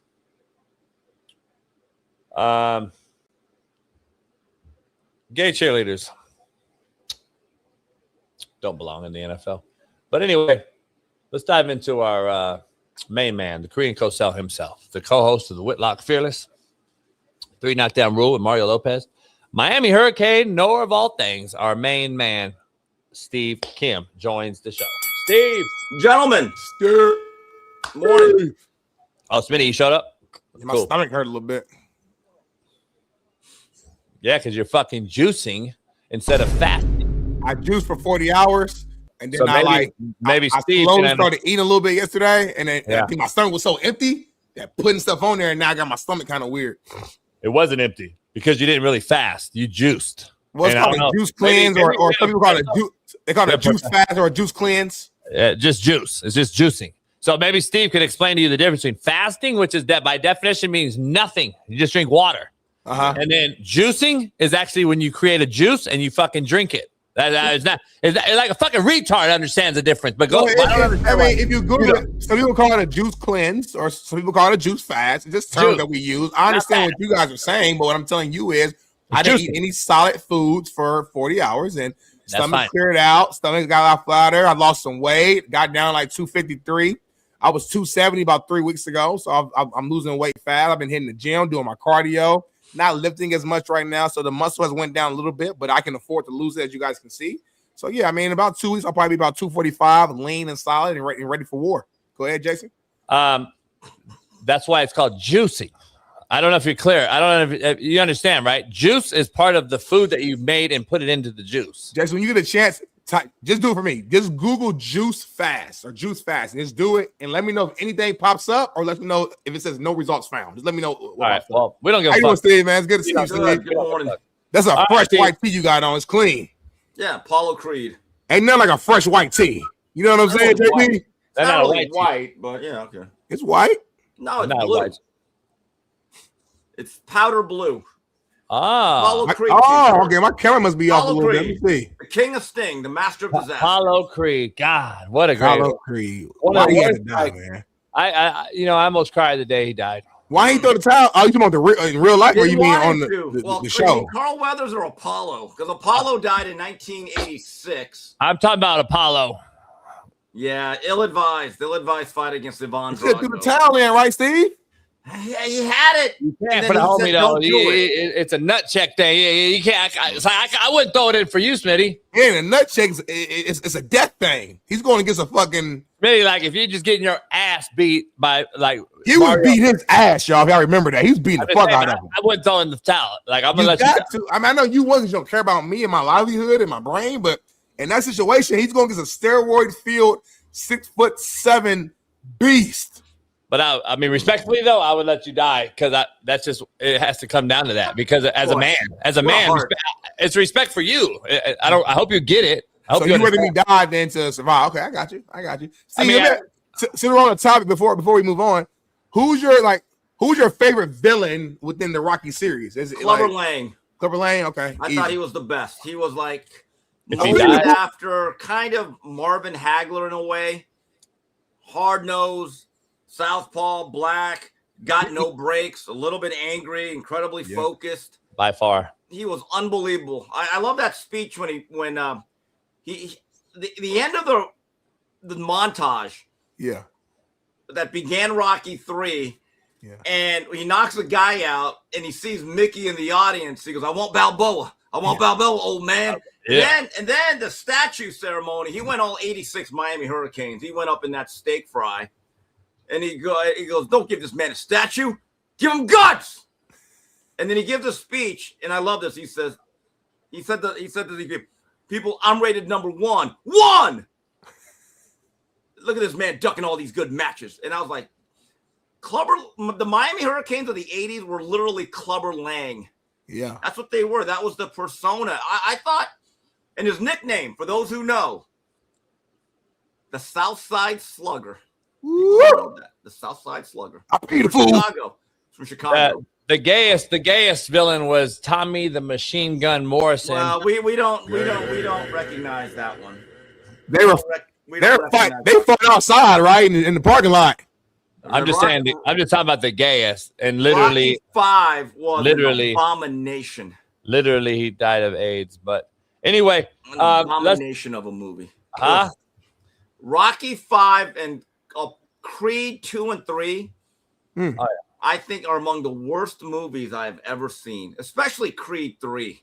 What a sack of shit that was. I never watched it. I didn't watch it. The one that he fought as like a 70-year-old when he fought fucking, what's his name? Yeah, Rocky Balboa. He fought my guy Antonio Tarver. Mason the Dixon line. Yeah. Mason the line Dixon. Like, that's when I started realizing, okay, and then he made a movie with fucking Robert De Niro, Grudge Match.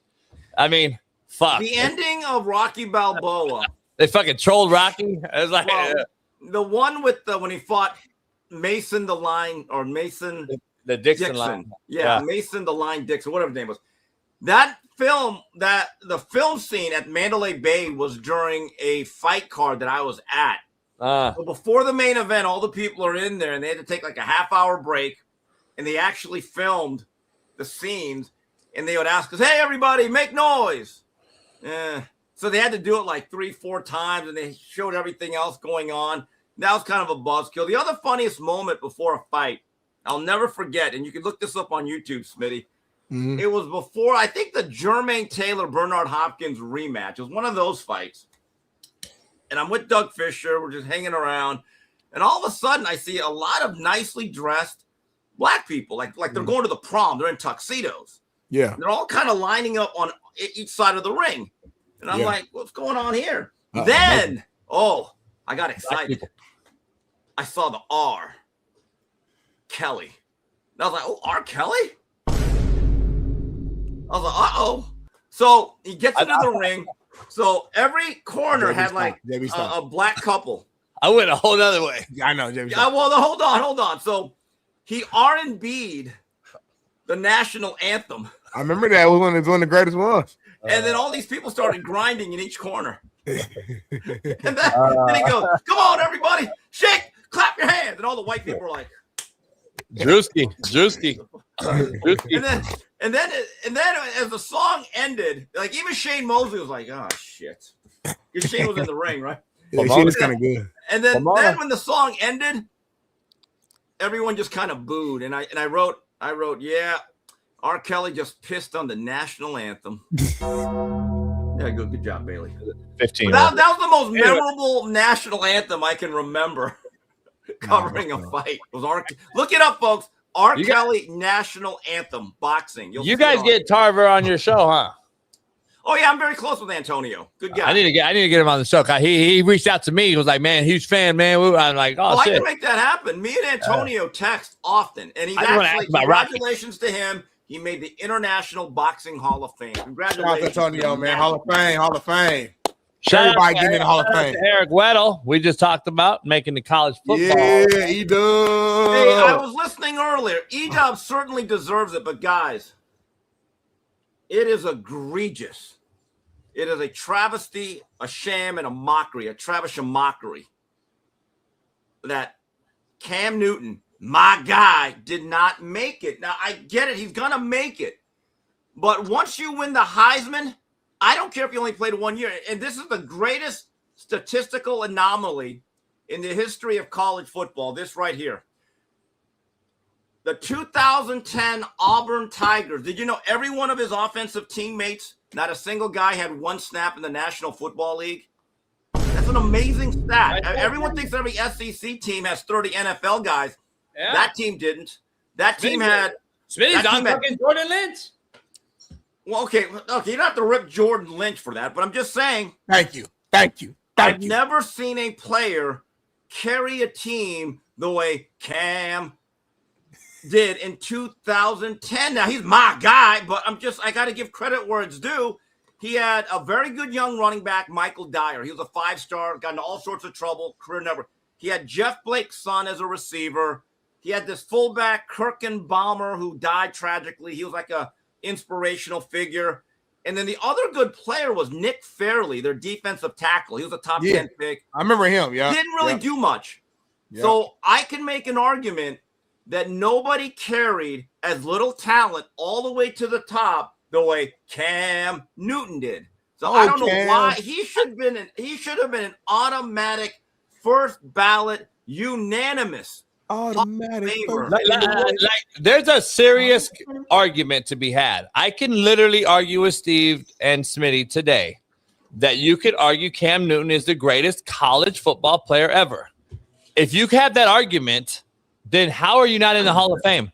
And if Smith and Steve, you brought up a point. So you're saying if you win the Heisman, you should be a college Hall of Famer? How do you not? I don't get that. I agree. If you win an Outland, a Butkus, a Thorpe, that's right there. You shouldn't even be part of the voting process. They should already save you a space. I don't get it. Like you can, but Aaron Donald and all these guys are way after Cam, by the way, and they got in. So I don't want to hear anything about the years, the age, all this shit. And RG3 should absolutely be a college Hall of Famer as well. He won the trophy. He's phenomenal in college. He won the trophy. That right there gives you immunity. You shouldn't even be up for a vote. Lamar, RG3, Vince Young, Reggie Bush. There should be no voting process. That means you're in. It's like when you get to a Caleb Williams. It should be automatic. Like, look, getting into the Hall of Fame is like getting into a club. They put you behind that line with the velvet rope. But once you have that trophy and you just have it right on your shoulder, like, oh gosh, yeah, come on in. Come on. There's some bubbly for you. Like Peter Warwick, you can argue. Well, he didn't win the Heisman. Now he was the best player, but he got in though. He did get in this year. He got in though. Oh wow. See, that's my point. But Cam should be in. Like, listen, not even a question. Peter Warwick was maybe one of the best players I've ever seen. Also, I watched Reggie. I watched so many. Bo Jackson was ridiculous. I've watched so many. Dion. We can go on and on and on. Champ Bailey. We can go on and on. Charles Woodson. But what we're missing the fact that like O.J. Simpson after JUCO, and we got guys that are hitting me up, Steve, that that are like, Cam played one football season. You can't talk about the best ever. But wait a minute. Back in that era, most guys would only start a year or two or three. You had to wait. Right. So back then, there were no 10-year veterans. There were no Finleys. Yeah. Make sure today on Whitlock that you let John Hadley know that.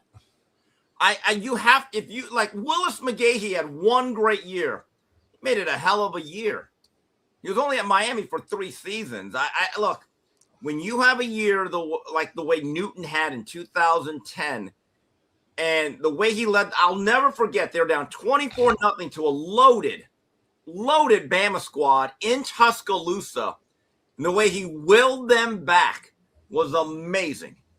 It was, I don't see how, whoever did not vote for Cam, I would actually revoke their voting privileges. Really. Me too. Percy Harvin, maybe one of the greatest I've ever seen. Like, we got to start talking about certain guys like Eddie George was dominant. Well, he won a Heisman, 95.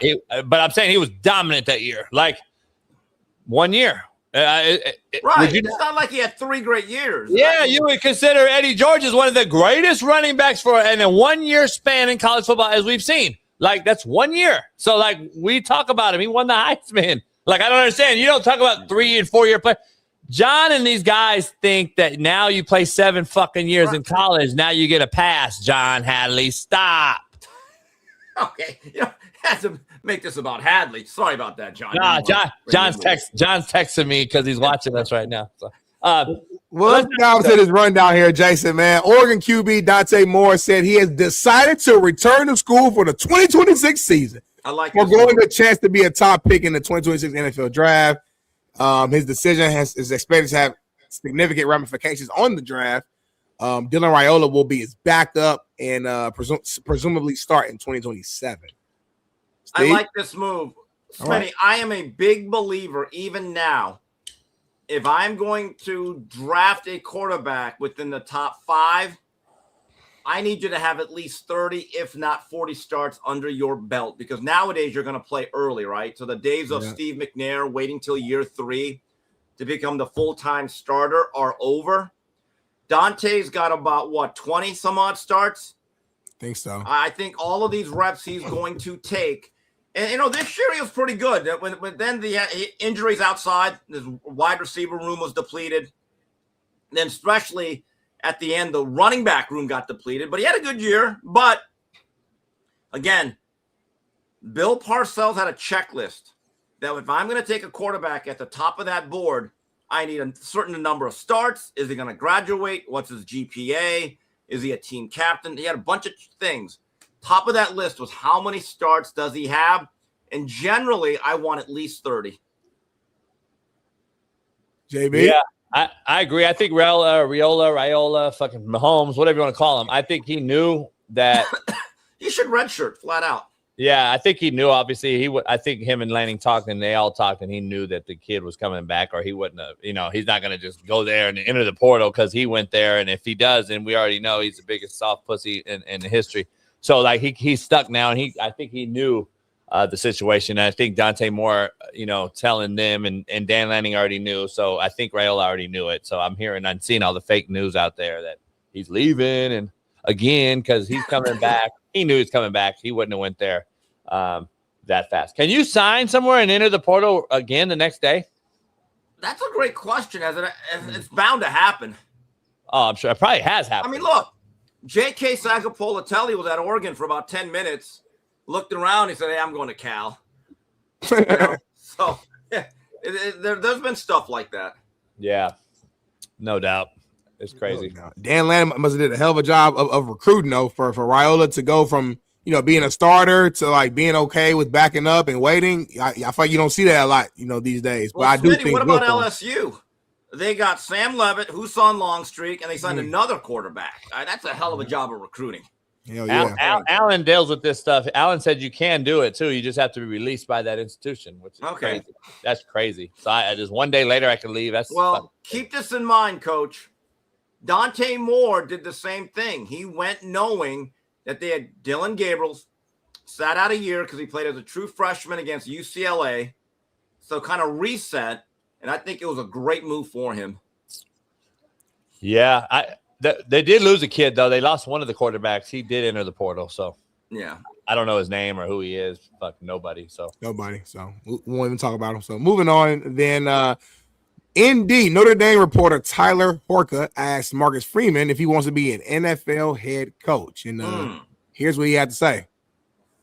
You want to be an NFL head coach someday, and can you see that for yourself? Do I want to be? I mean, I don't really. I've never done it. I don't know if it will. I don't know enough about it. You know, it may be sometime in the future if it's the right time and it's what I think is right for me, then maybe I'll pursue it. But I don't love wasting time thinking about things that aren't right in front of me. And so I don't know what I'll want in however many length of time, you know, how much length of time from now. I don't know. But I know right now that I am as convicted and motivated to be in the best head coach of the Notre Dame football program as I can be. What? Okay. I hate to do this. Fuck. I do not want to rip my half crouching tiger brethren here. Come on now. That's us, right? That's us, Steve. Now, that did not sound convicted at all. Here's what he should have said. Hey, I'm the head coach at Notre Dame. That's what I'm focusing on. Any other things that happen, we got spring ball to look at. That combined with that video, hey, guys, I'm so proud of you for making the decision that none of you want to play football. What's the plug? Coach, JB, could you translate Marcus Freeman? Just show Mike McDaniel. This is ridiculous. I'm so tired of this shit. What's going on, dog? Are we in a gay head coaching era? Well, it had nothing to do with that. Okay, I want to make this clear. It had nothing to do with that. Hey, get Bailey easy with that. We got to grow in 2026. You got to stop using that to the right. That's your favorite word. I'm not saying that either, but there's a time and place. It wasn't now. Yeah, I'm just saying, dog. Golly. Like, what happened to a fucking man standing at the podium that leads supposedly men and has a fucking conviction as the word he used and is convicted in his tone and message?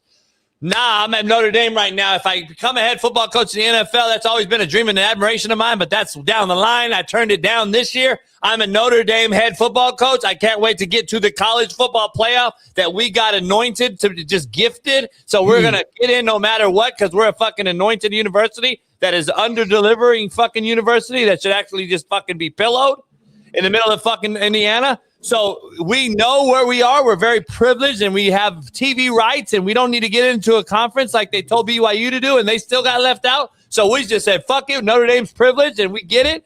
So we'll just continue down that path. If he had said that, cool. Yeah. I don't know. Well, I'm not going anywhere until we win a national championship. That's the goal. I don't know what I'm doing. I fucking Mike McDaniel. He got caught off guard, I think, and he was like nervous. He didn't because, like, obviously, of course, you're gonna coach in the NFL, but he can't go out there and be like, hell, fucking yeah. So he's trying to find a way to soften the landing. Everybody not as good at speech as you, JB. JB, you're great at just impromptu, just going. Everybody got that skill set like you. Hey, you've never even been on that podium and would answer it better than me.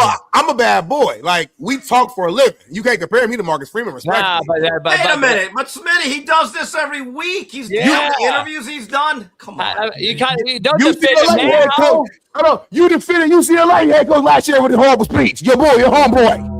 You defended him, Jason. I didn't defend him. I didn't defend his speech. Bullshit. I did not defend his speech. Man. I said just because he don't speak, don't throw him under the bus and act like he won't be a head coach. All right, thank you. Okay. Hold on, though. I was wrong. The speech definitely matched the coaching. So at the end of the day, this guy either has already accepted a job. I'm just gonna tell you straight out. That sounds like a guy that took a job to me. So is this guy the new head coach for the Dolphins or something we don't know about yet? So I wouldn't be shocked. I wouldn't be shocked if he's a head coach somewhere. His tone did not sound convicted. I was like, what? If I was a Notre Dame fan, I'd be like, okay, who's our next head coach in a year or two? Seriously. He looks like he's so fucking torn. Like he can't tell the Notre Dame faithful that he's taking a job at fucking Tennessee. Like I seriously, something's going on here. But that was the craziest shit. That looks like Mike McDaniel 2.0. Well, he lifts more than Mike. Come on. He lifts more. He works out. You can tell he played college ball at Ohio State. You know, it's a little different. Squat rack, you know. Yeah, it's a little different. He's more masculine, more tough than that. Yeah. Like I'll be honest though, like when we started wearing capri pants, vaping on the sideline, fucking wearing shit that's not like a grown man head coach should wear. We wear when we look like a fucking just a regular fucking GA on the sideline as a head goddamn coach of a professional organization. I knew we were cooked. And then we got that problem. Then we go and we have these weirdo fucking speeches like Mike McDaniel and this guy and all these guys. Just something going on with men leading men now, man. And then you got fucking these boy fucking cheerleaders in the NFL. Something's happening. I'm going to leave it like that. And we got a thing called low testosterone, which is a real thing. So just throw that in there. Homie, besides Mike McDaniels or whatever, who's out here vaping on the sideline? You always say that, like all the coaches. It only takes one, Smitty. Vaping, homie. It only takes one, homie. Back in your days, y'all was smoking squares on the sideline. Same shit. Great Same American. shit. Steve, great fucking American. That was unbelievable. That's how fucking Ernie Zampese went through fucking 3 packs in the goddamn booth. That's the same thing, you know, the same shit. Great. No, we all knew. We're not hiding a cigarette, homie. Why is that the same as the vape? It's still smoking. What are we talking about? No, it's not. No. Vaping's gay. It's a little. I'm sucking on a goddamn like a fucking glass dick. Fuck it's crazy that drinking straight whiskey is not the same as sipping on a mimosa. Quotable alcohol, Smitty. It's not the same. Stop, man. They're both tobacco. Stop. No, they're not. That's nicotine. Just. Come on, homie. He's you get nicotine in your chest. He's really He's smoking Bacon pineapple watermelon. Pineapple watermelon is not a real fucking thing from the earth, homie. You know a lot about vape, JB. You tell me something? No, I see all the gays doing it. Let's move on. Your algorithm is crazy. Your algorithm is weird for some reason. Anyway, Dolphins owner Stephen Ross says he's been offered close to $15 billion for the Miami Dolphins. His succession plan is to keep it in the family and have his son-in-law, Daniel Silman, run it. Check this out. I'm fortunate I'm going to keep it in the family. My son-in-law, who is, I think, he's involved in sports. He had worked for me before he married my daughter, so it really makes me. He is terrific. Smart. He will kind of run it. Will stay in the family. I mean, I don't think there's a better asset. You know, people say, I know what I've been offered. I mean, numbers you wouldn't believe, but you look at. What kind of numbers? I'd be curious. I mean, close to 15 billion. Pretty high numbers. Yep. Fact or cat? Well, fact, but I'll say this. Shout out to his son-in-law. He played the whole family and the whole system. He worked for the daddy first, did whatever he needed to do, all his grunt work, filed his paperwork, whatever he needed to do, just was like a yes man.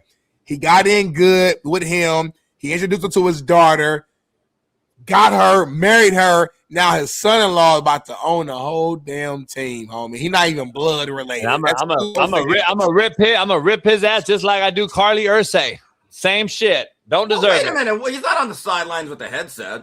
We'll see. We'll see. All right, but I just love it when a small family business keeps it in-house. That's the American dream. Gotta keep it in-house. I get this picture right here, though, is throwing me for a loop, though. Why? What happened?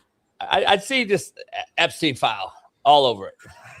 I just see that, and I look at it, and I'm like, I see what happened. You all right, sir? I see this particular picture, and I just say, "Holy fuck! Is this the reason the files haven't been released?"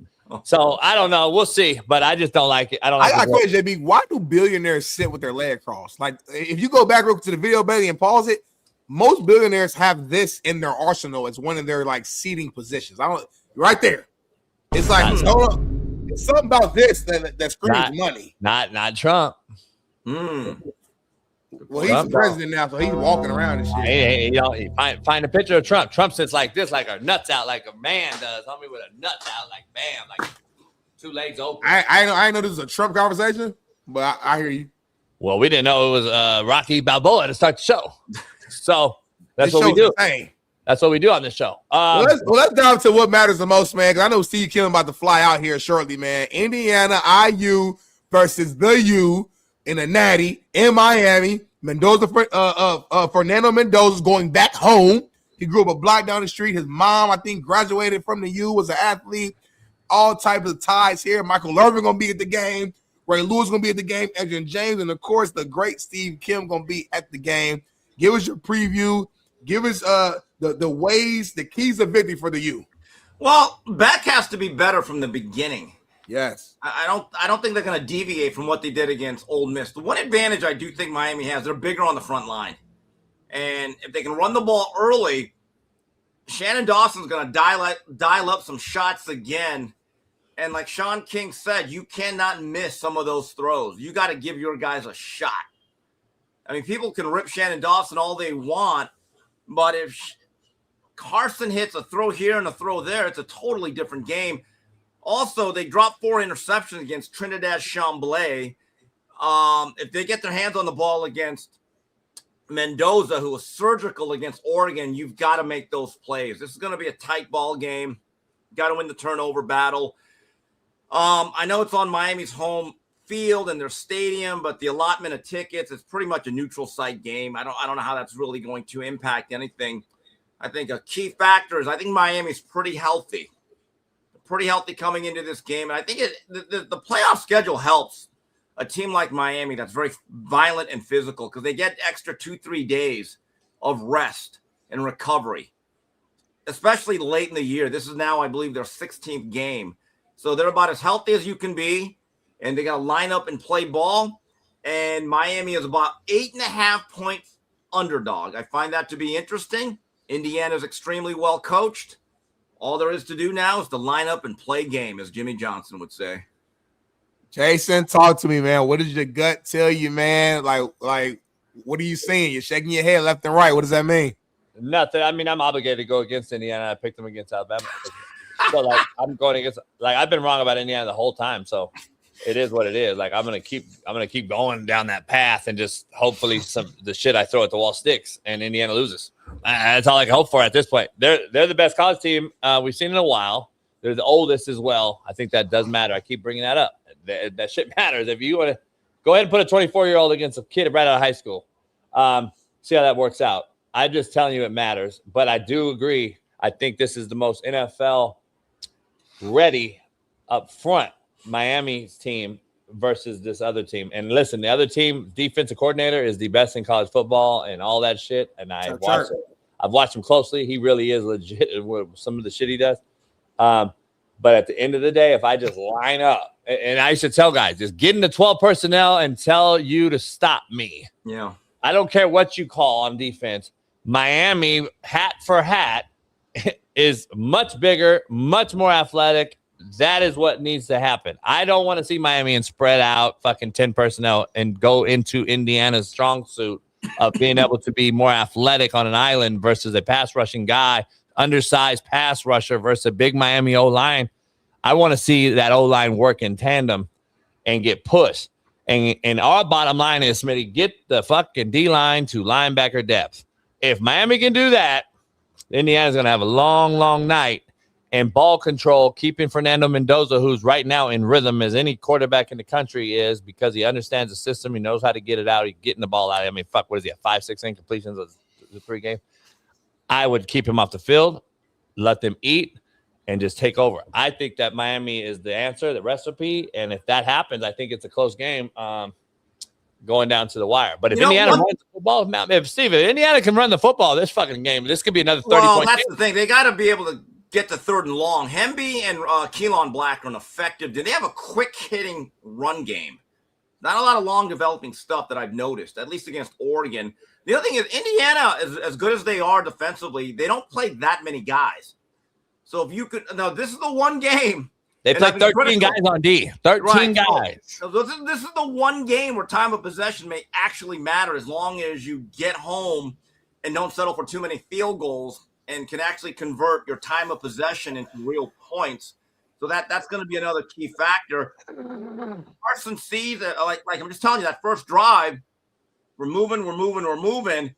And then we had Malachi Toney down the seam. An average throw gets you inside the 10. A good throw, and he walks in, and he just completely flubbed it. Hold on, I'm tripping. Hold on.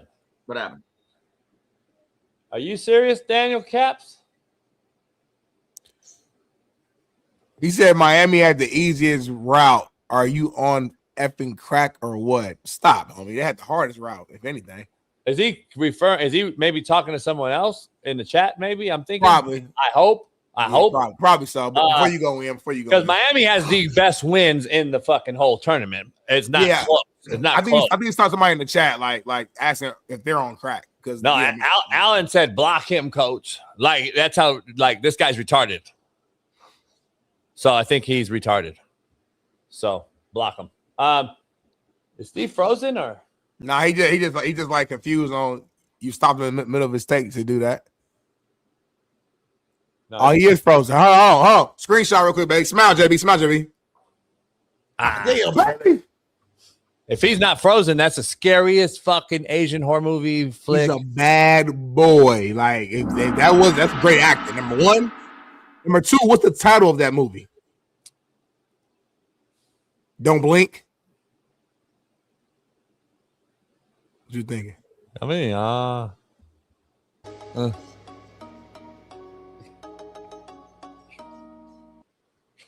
played the whole sound that time. So hold on. What's the name of the song or this movie? I said Don't Blink. You said it was what? I mean, so like whoever. I was gonna give Steve some head. I was gonna Steve had some mega RBF. I was gonna give some head. I was reading what April she said. So April Chef Joseph Fowski said I was gonna Steve had some mega RBF. Hey, I don't like your name, April. I don't like your look, frankly. What does RBF mean again? You look like a Kansan. What does RBF mean, Bailey? RBF? Oh, resting bitch face. Yeah. Soon as I had to think about it, I knew it. Resting bitch face.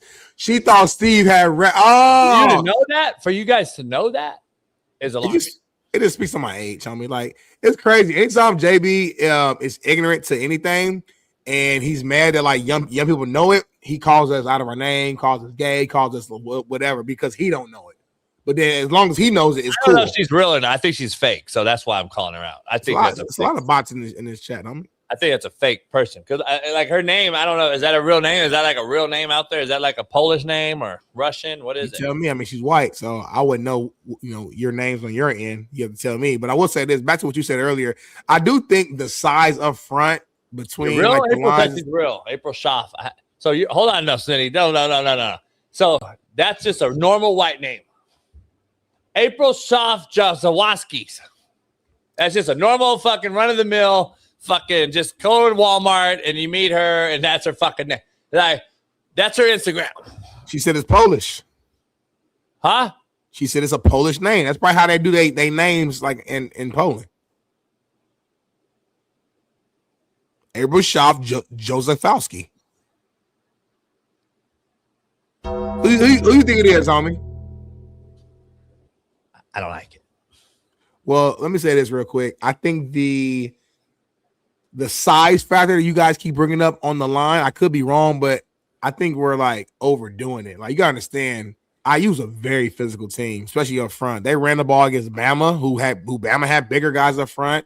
Did the same thing again last week. Like I think we're undermining the physicality that IU has on both their D line and their O line. They have not been getting ran all on during this playoffs. They've been actually finding ways to run the ball during these playoffs. So, I mean, I guess the used D line is like it's really good, but I don't think like the IU's O line is so bad that it's going to be like a huge factor. IU D line they'll make some plays, of course. Hey, Steven. They won't be. I don't think it'll be as crazy as the way you're making it seem like. Come in, Steve. Why is he not in? Come in, Steve, and in 8 minutes we're gonna take a commercial, and then we're gonna bring in our last guest, and then go from there. Guys, there's something going on in my internet system. Last week or this week, at times the button just goes, or that light goes red, and you got to restart it, and then I get back on. Something's wrong with the system. You better call Spectrum. Yeah, something. Yeah, usually it's been pretty good. Yeah, the Miami D line can do one thing that allows they can drop 7 and rush 4. So generally, that's the best way or the safest, soundest way of playing pass defense.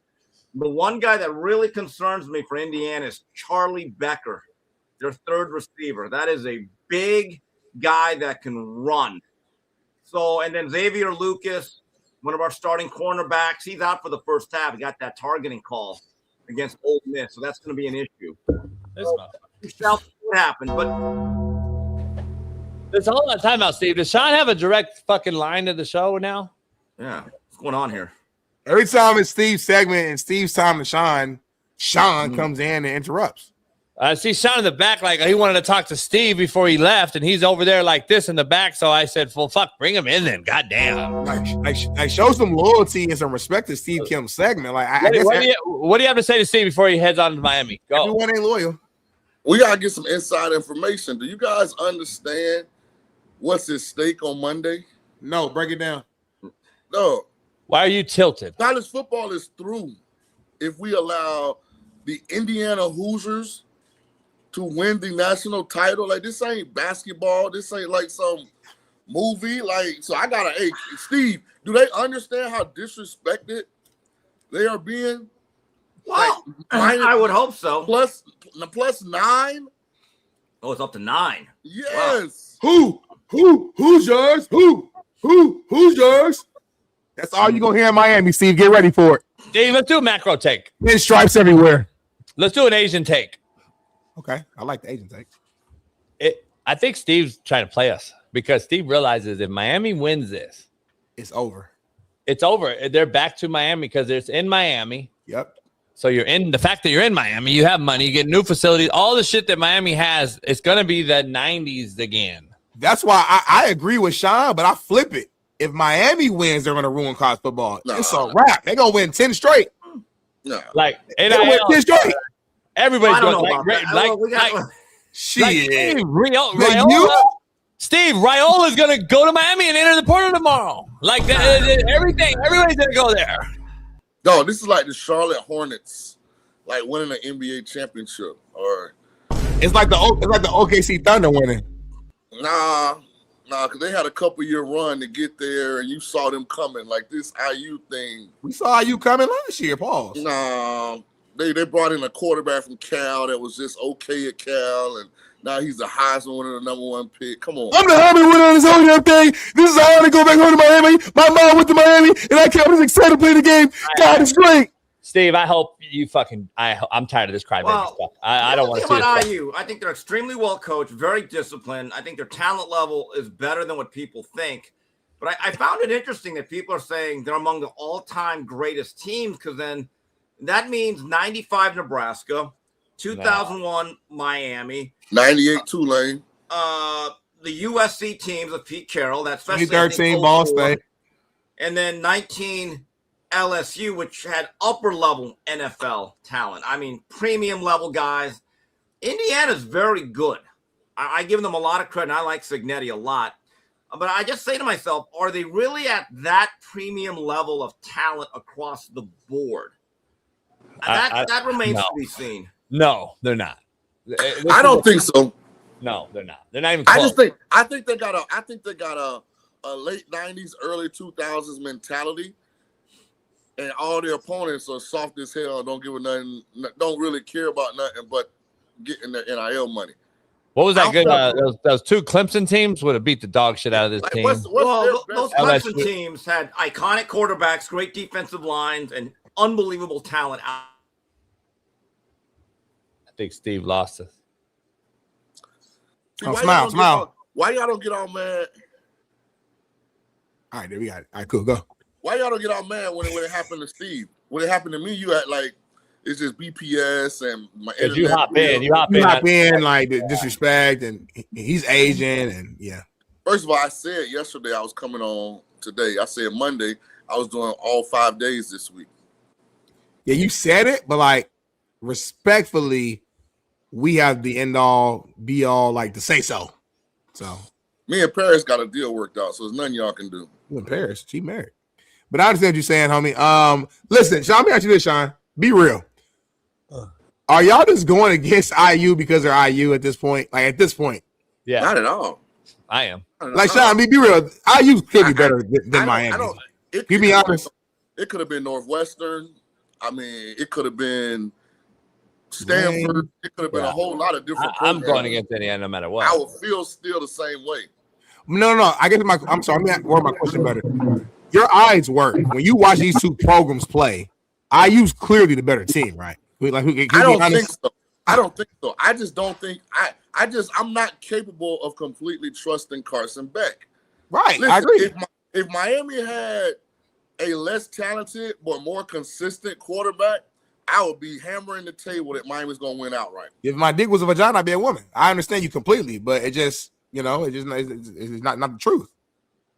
I don't even know if Indiana has what I would consider a really good win this year, because Ohio State wasn't Ohio State. If you say Oregon twice, then I got to ask you, who is Oregon beat?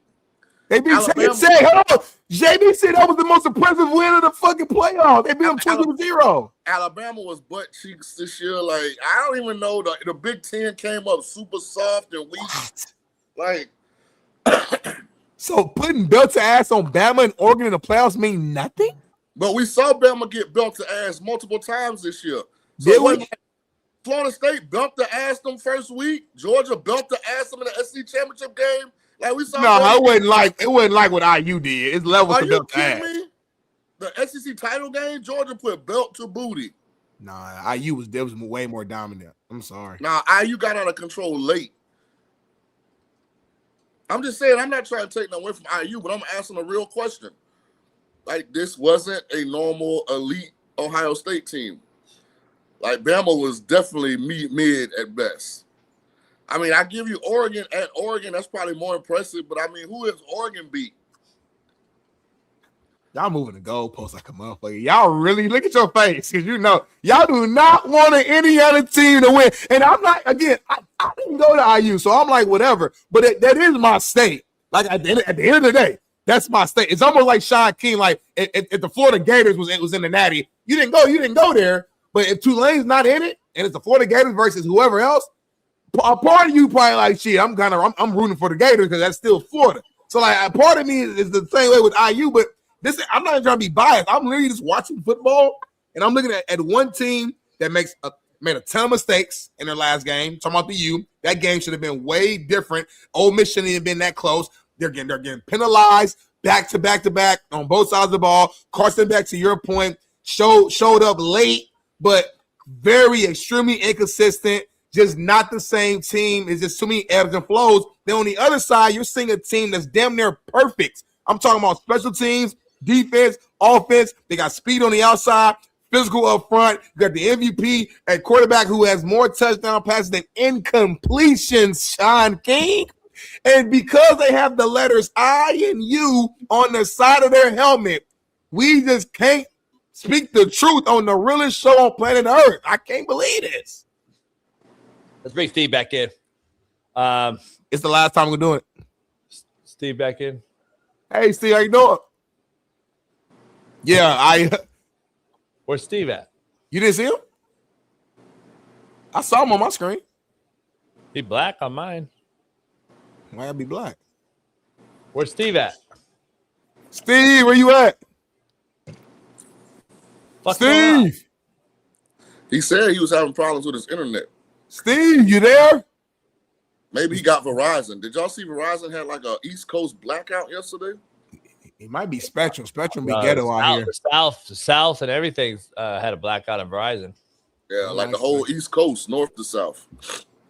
But let's be honest. If you're in the chat and you are a loyal college football fan, let Indiana being national champion in football sizzling your spirit just a little bit. Like, you ain't gonna like how it feels, dog. Let me ask y'all both this question. If the game is close, do you think the refs are going to allow IU to win? In Miami? I'm not a referee conspiracist. I'm not either. Especially not when it comes to Miami. Shit, you know college football want Miami to win. That's gay. That's gay. That's the new young these fucking. I think it's a. I'm tired. JB, can you come up with a new word in 2026? I challenge you. You're very intelligent. You're very smart. We have the great Shaun King here, who's great with his words, so you can learn from him. Steal one of his words. Can we switch out gay and use something else? Gay doesn't describe everything. Call them twisted. Yeah, like you call everything gay that you don't like. Call them twisted, JB. And I don't want people watching the show thinking that you're not intelligent. You're very intelligent.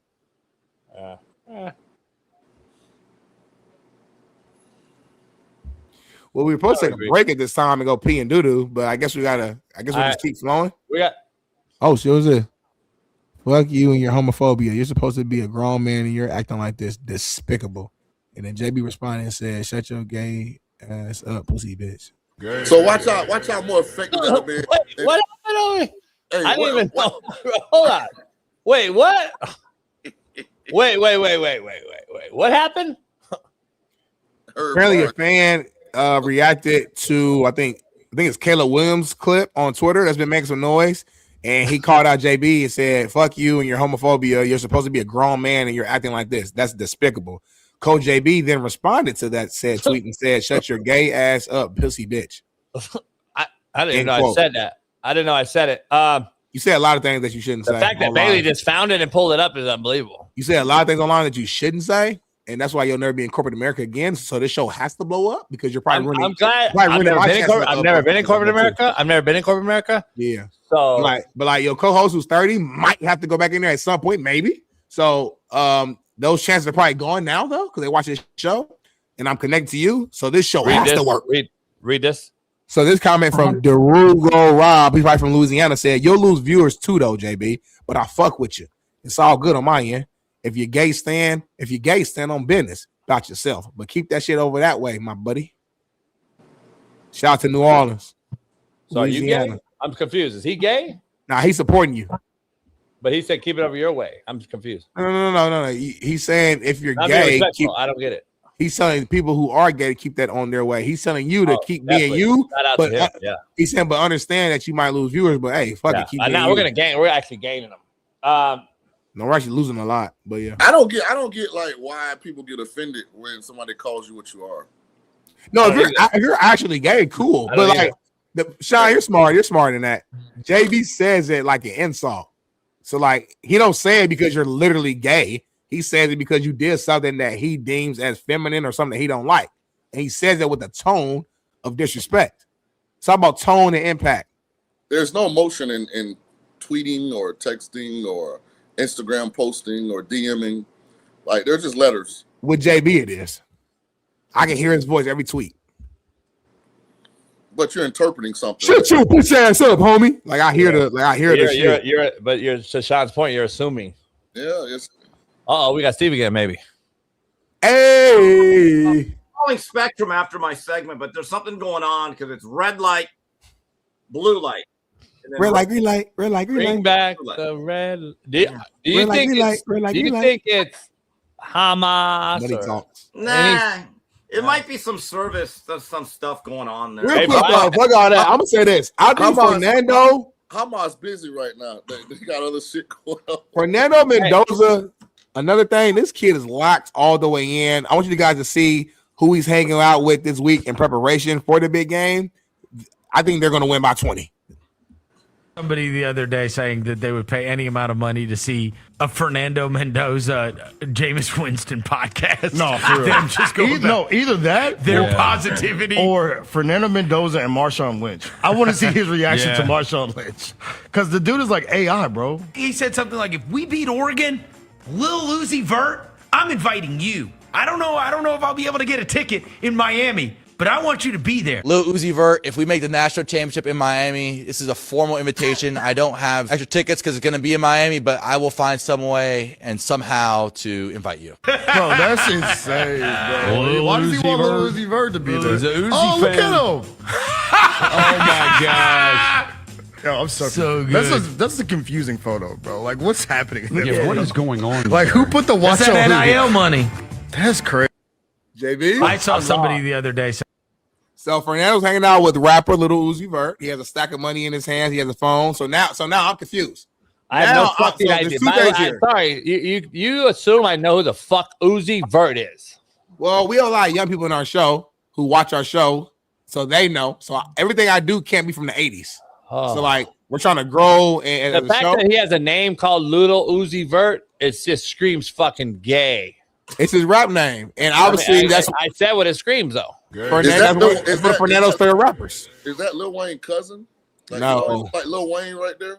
No. Anyway, before Steve gets out of here, I want to make sure we cover some stuff with Steve real quick that he came back. Appreciate it. I got to ask you. There's 8 now, but I'm hearing that Green Bay may be parting ways still with their current head coach, who apparently they have not come to an agreement here.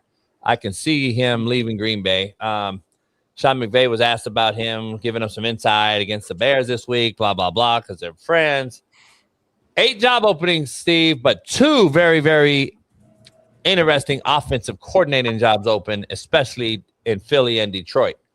After these 8 jobs get filled, by the way, it's the most openings since 2022 when there was 10, Steve. And out of those 10, there's 8 of them got fired already. That's 3 years ago. So 8 job openings, Steve. What is the most intriguing one now that Harbaugh's taken the Giants job, which I said is the best job available? He took that job, and I believe he's the best coach available. So I think that's made in heaven. What 8 jobs do you see getting filled here? And then what leaves left over for the and this is Shaun too. Eagles and Detroit offensive coordinator are very, very important hires. I want to see who wants to take on the task of coaching Cam Ward. I thought he had a pretty good last month of the year, but they have some draft capital. I'd like to see what direction Tennessee goes, because you have a quarterback I think you can build with a little bit. Shaun likes him. Yeah, look, he had a good last 4 to 5 weeks. Now, you got to get him an offensive line. You got to get him a set of receivers. I thought they were very average at that position at best. And people seem to believe in that building he is going to be that guy. The Cowboys need a defensive coordinator. I think the Cowboys actually aren't that far away from being pretty good. I've heard rumors about Rex Ryan. I would love to see it. I would love to see Dallas? it. Yeah. Huh. Interesting. Oh yeah, the Chargers OC's job's open. But Baltimore, look, Baltimore's another team. A lot of talent, good organization. I just thought me and Whitlock talked about this yesterday, how Bisciotti was out there. And someone asked him, have you consulted with Lamar on this? And Bisciotti basically said, yeah, look, we're going to make the decision here. I like that. I started the show with that, with Smitty and I. I think it separates them too. I think Lamar's moved into this offseason. I think he's blowing this thing up. Well, I like the fact that Bisciotti said, look, sign a contract. It's not going to be the same type of contract. Come to a decision by a certain time. I think he's laying down the law. I think his way of saying, Lamar, we've tried to do it your way. If you would have given us a Super Bowl or 2, you'd be in on the process. You haven't done your part, so I'm going to be the owner. And the only reason I didn't bring up the Chargers, Josh, and all the Charger fans out there, because I'm tired of seeing Herbert get guys fired. But go ahead, Shaun. Oh, my God. Well, you guys are ludicrous because the best job available is in Pittsburgh, because that's the one job where you're at least going to get a decade to get it right, most likely. And for all intents and purposes, you get to pick your quarterback. Who's out there, though? Not a great draft. I mean, you don't really see a lot of them in free agency. Shaun, who's out there right now that you can get? My point being, I would rather get to pick than to have to stay with Tua or to have to stay with Deshaun Watson. I think they're being moved too. Or to have to inherit Kyler Murray. I'd rather create a room full of competition and hope we find us a Brock Purdy or somebody. And if we don't, then we'll just keep maneuvering until we either catch the right free agent or the right draft, than to be stuck with one that I know I don't like. I think Pittsburgh and Baltimore are in the same boat. They have aging rosters with questionable situations. Only difference is I don't got the cement block at quarterback. Like when you go to Baltimore, you can't do nothing. You could like Lamar, you could dislike him, you could love him, you could think he's like whatever. You stuck with him. At least in Pittsburgh, you do what you want. You do what you want when you popping. Does the team make a move for Mac Jones? Who? They got Mac Jones. They have to. Somebody does. And I think Kirk Cousins gets another shot as well. Shaun may disagree. I think Kirk Cousins will get another shot, whether it's in Kansas City for 6 weeks, whether it's Raiders. whether it's somewhere just for a year, just like Flacco got, I think he'll get another shot as well. And I think either you should have get out the pot in Atlanta. Is Penix our guy, injury prone is it or not? Or are we going with the guy we paid $160 million to Shaun King's point earlier last week about the coach got fired because he signed and took and wanted to play Kirk Cousins. He was forced to play a younger Penix, and that's why the GM's fired. That's why Atlanta's blown this thing up. I think there's some intriguing jobs out there, and the Raiders and the Cardinals have the same situation to me. Shaun, I don't know if you agree, but Arizona is the same boat. No quarterback. I like Brissett. I've been saying Brissett's better than goddamn Kyler Murray, but is he your franchise guy that a head coach wants to go?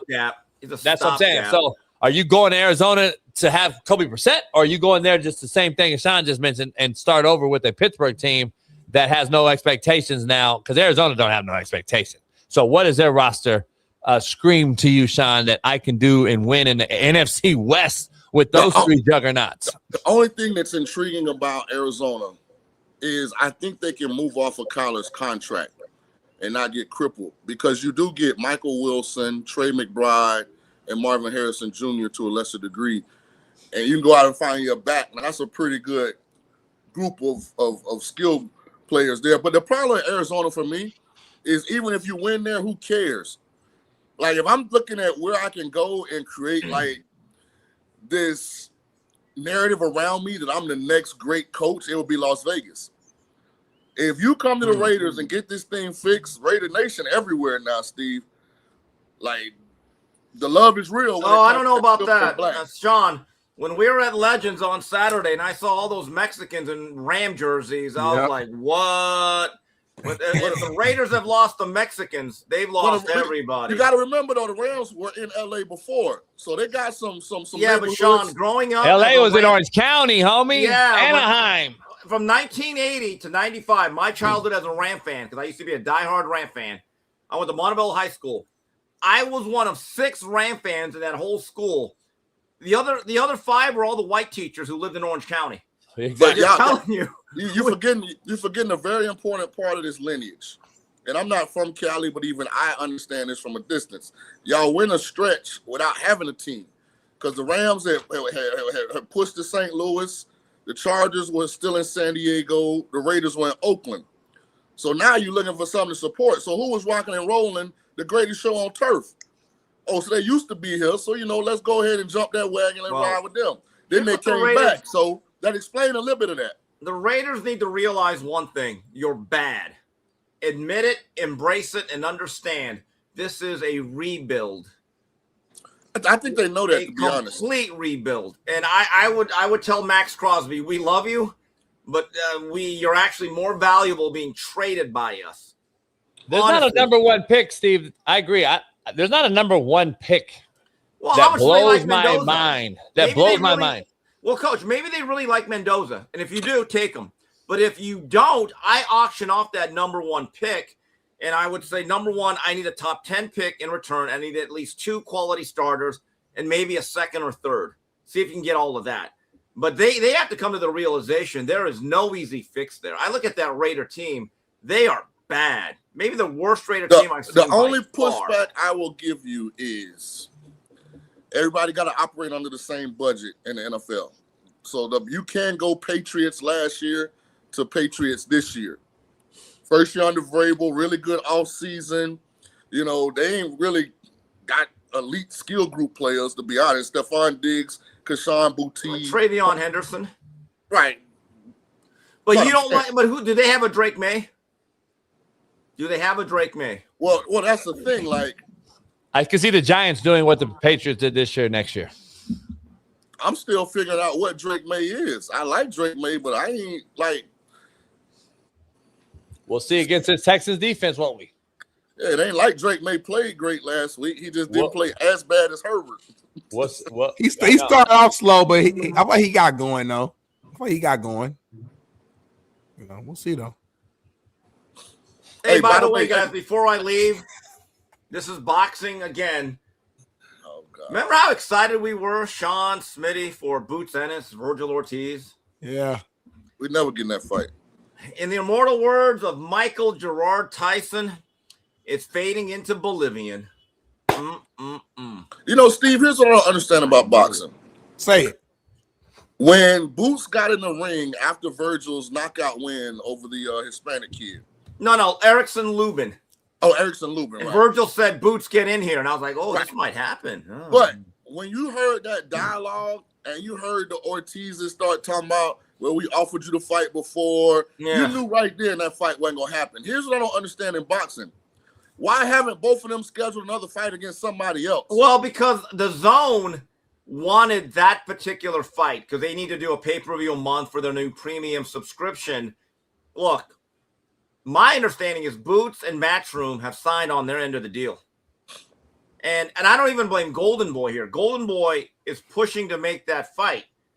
It is Ortiz's management that's talking about $10 million. And I'm like, $10 million? Just say you don't want the fight.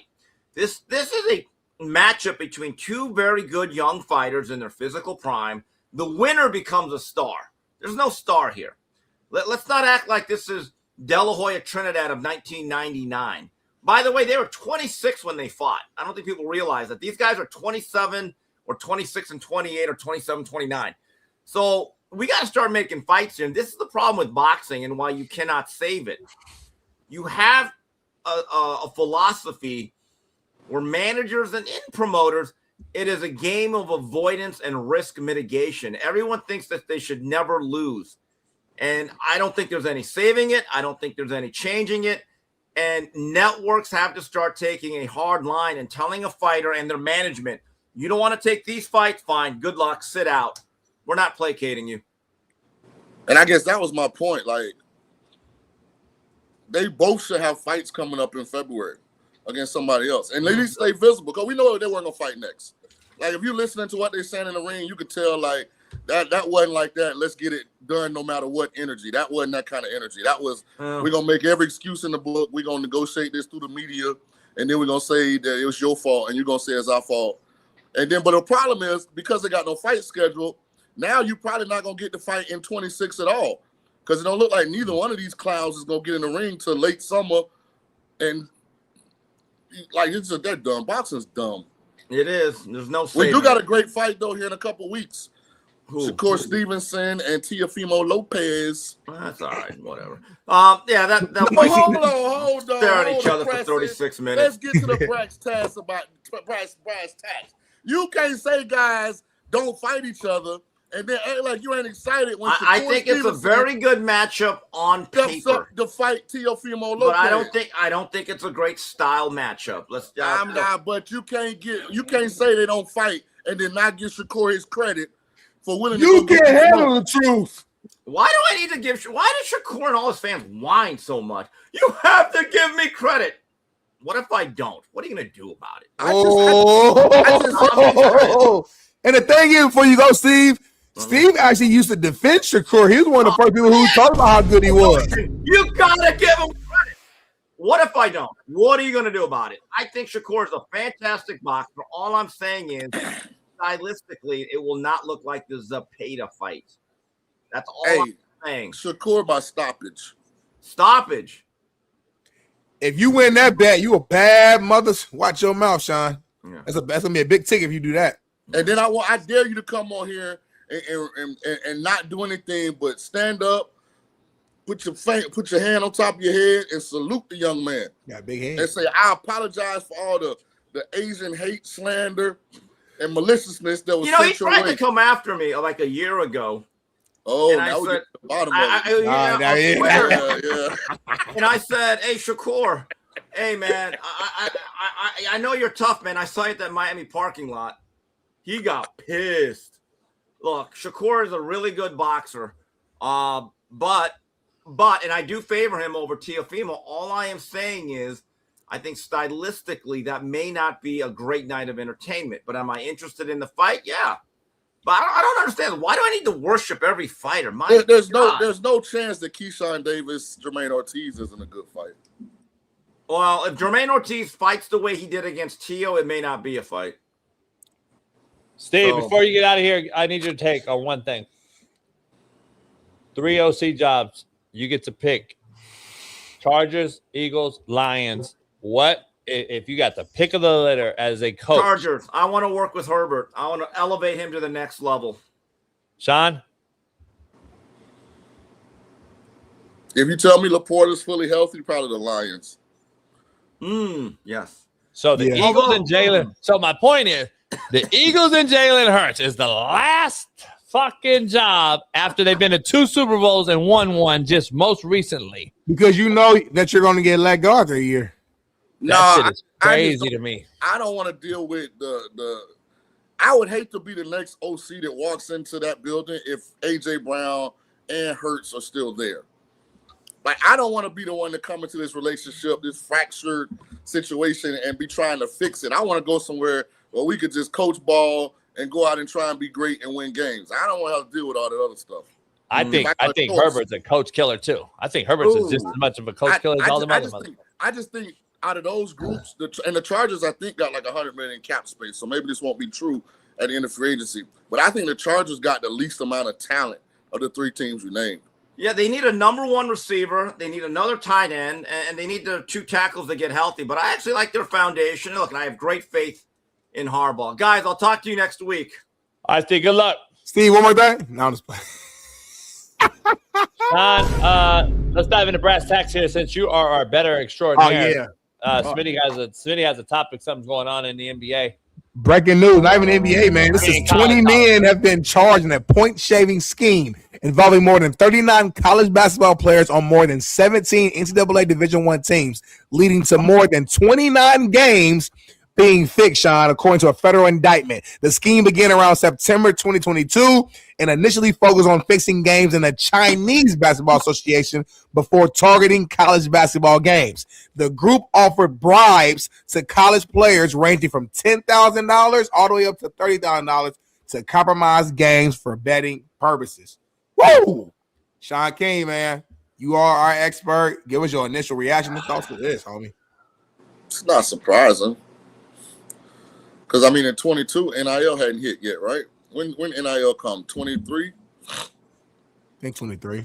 So you think, I mean, before NIL was legal, nothing would surprise me. Now with NIL and the kids got opportunities to go and get, like, big bags legally, I would be more surprised. But anything prior to that, $10,000 is a lot of money in college. Smitty, JB, y'all know that. Hell yeah. At one shot for one game. So let me ask you this: if that was in you, you was gonna take advantage of that. Would you have done it? No, it ain't in me to do nothing like that. What I'm saying, there's a lot of athletes in college, dog. We're talking about men's college basketball. How many collegiate basketball teams on the men's side in the NCAA? That's a lot of kids. I don't know, man. It's getting to be ridiculous. I don't know. It didn't surprise you, did it, JB? Nah, fuck no. Not now. Oh. Now when you got NFL, I do. We knew even, you know. I mean, we've had the biggest scam referee on our show. Okay, we had your boy come on, and he said this is just the beginning of it. So we knew they've been doing investigating. I'm sure we're going to continue to hear even more and more and more. So it's just, I don't know. I mean, to JB's point, when you're promoting gambling and DraftKings and all these other like sites, what you expect? Like, would you expect your players to be gambling and to be betting and to some of them to get addicted and to turn into a just a bad addiction? I think that's what happened. Do you really believe Donahue? Like, you can't trust him, but he's seeking comfort. Misery love comfort. I believe him. He's gonna be on the show there this spring, so don't talk shit about him. He'll be on the show every day. Well, I don't want him on the show every day, but we'll talk about that offline. But let's talk a little bit of basketball. He's white. Yeah, let's go every day. I don't think it makes sense to have him on. I got some say so in these decisions too. This is a 1, 2, 3 thing. We're gonna meet after the Super Bowl, Shaun. I'll be sure to include you. Absolutely. Let's talk some hoops here, man, before JB has to bounce early. Hate on me about getting employed other places. I am a part of this thing now. I'm locked in. Let's talk some hoops here before JB has to leave early and before we end the show early here. I gotta get colonoscopy. Yeah. What? I got Whitlock today. So both gotta be quiet. So there was a clip that was going around that's kind of viral online in the NBA of John Morant. John Morant's at practice, but he's working on getting that up. But basically, he's at practice and he be quiet, shut the fuck up. he's at practice and he's on the side and colonoscopy. Are you happy about that? Go ahead. Shut the fuck up. And then he's talking to like his teammate. So when the first clip went out, we thought just some back and forth. But then don't put me asleep. The actual sound came out. We could hear what the conversation that was being had. So check out this conversation between Ja Morant and his teammate, and then react, JB.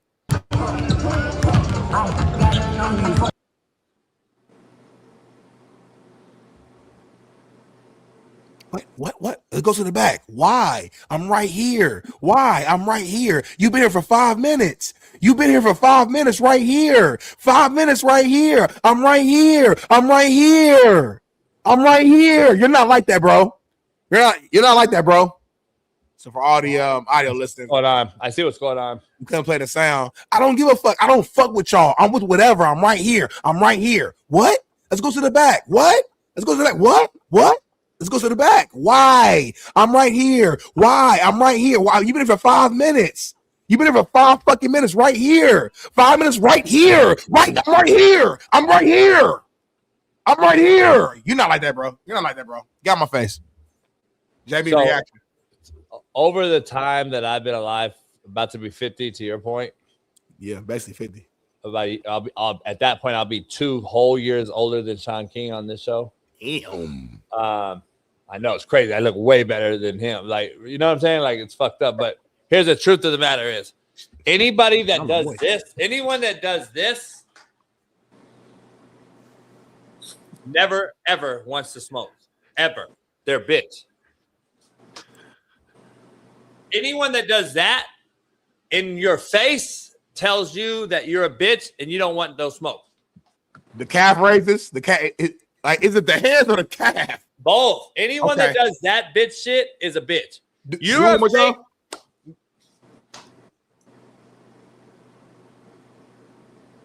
Okay. I got it. You can't do that. You can't do that movement. All right. I don't get, like, what could they be arguing about? Homie, you're a fake good boy. You're a fake ass good boy. You know my homeboy that's been on the show a couple times. He hit me last night. He was like, hey, did you peep this motherfucker's haircut? You see this motherfucker hairdo? Like, why do you have that in 2026 making $180 million? Why are you trying to be gangster, homie? Like, let's be real. Why do you think you're a gangster in the NBA? I don't understand what they could possibly be arguing about. And who is this other dude? It's one of his teammates, apparently. I don't know his name. But I mean, I don't know. Listen, who knows what they could be arguing about? We're only getting this piece. We didn't get the prefix. We don't know what happened before. Like, maybe to me, this matters because obviously Ja Morant's the highest paid player on the Grizzlies, unless Jaren Jackson's new contract is more. I don't even know who this cat is. Like, pick on somebody. To me, that don't mean nothing. Weight. To me, that don't mean nothing.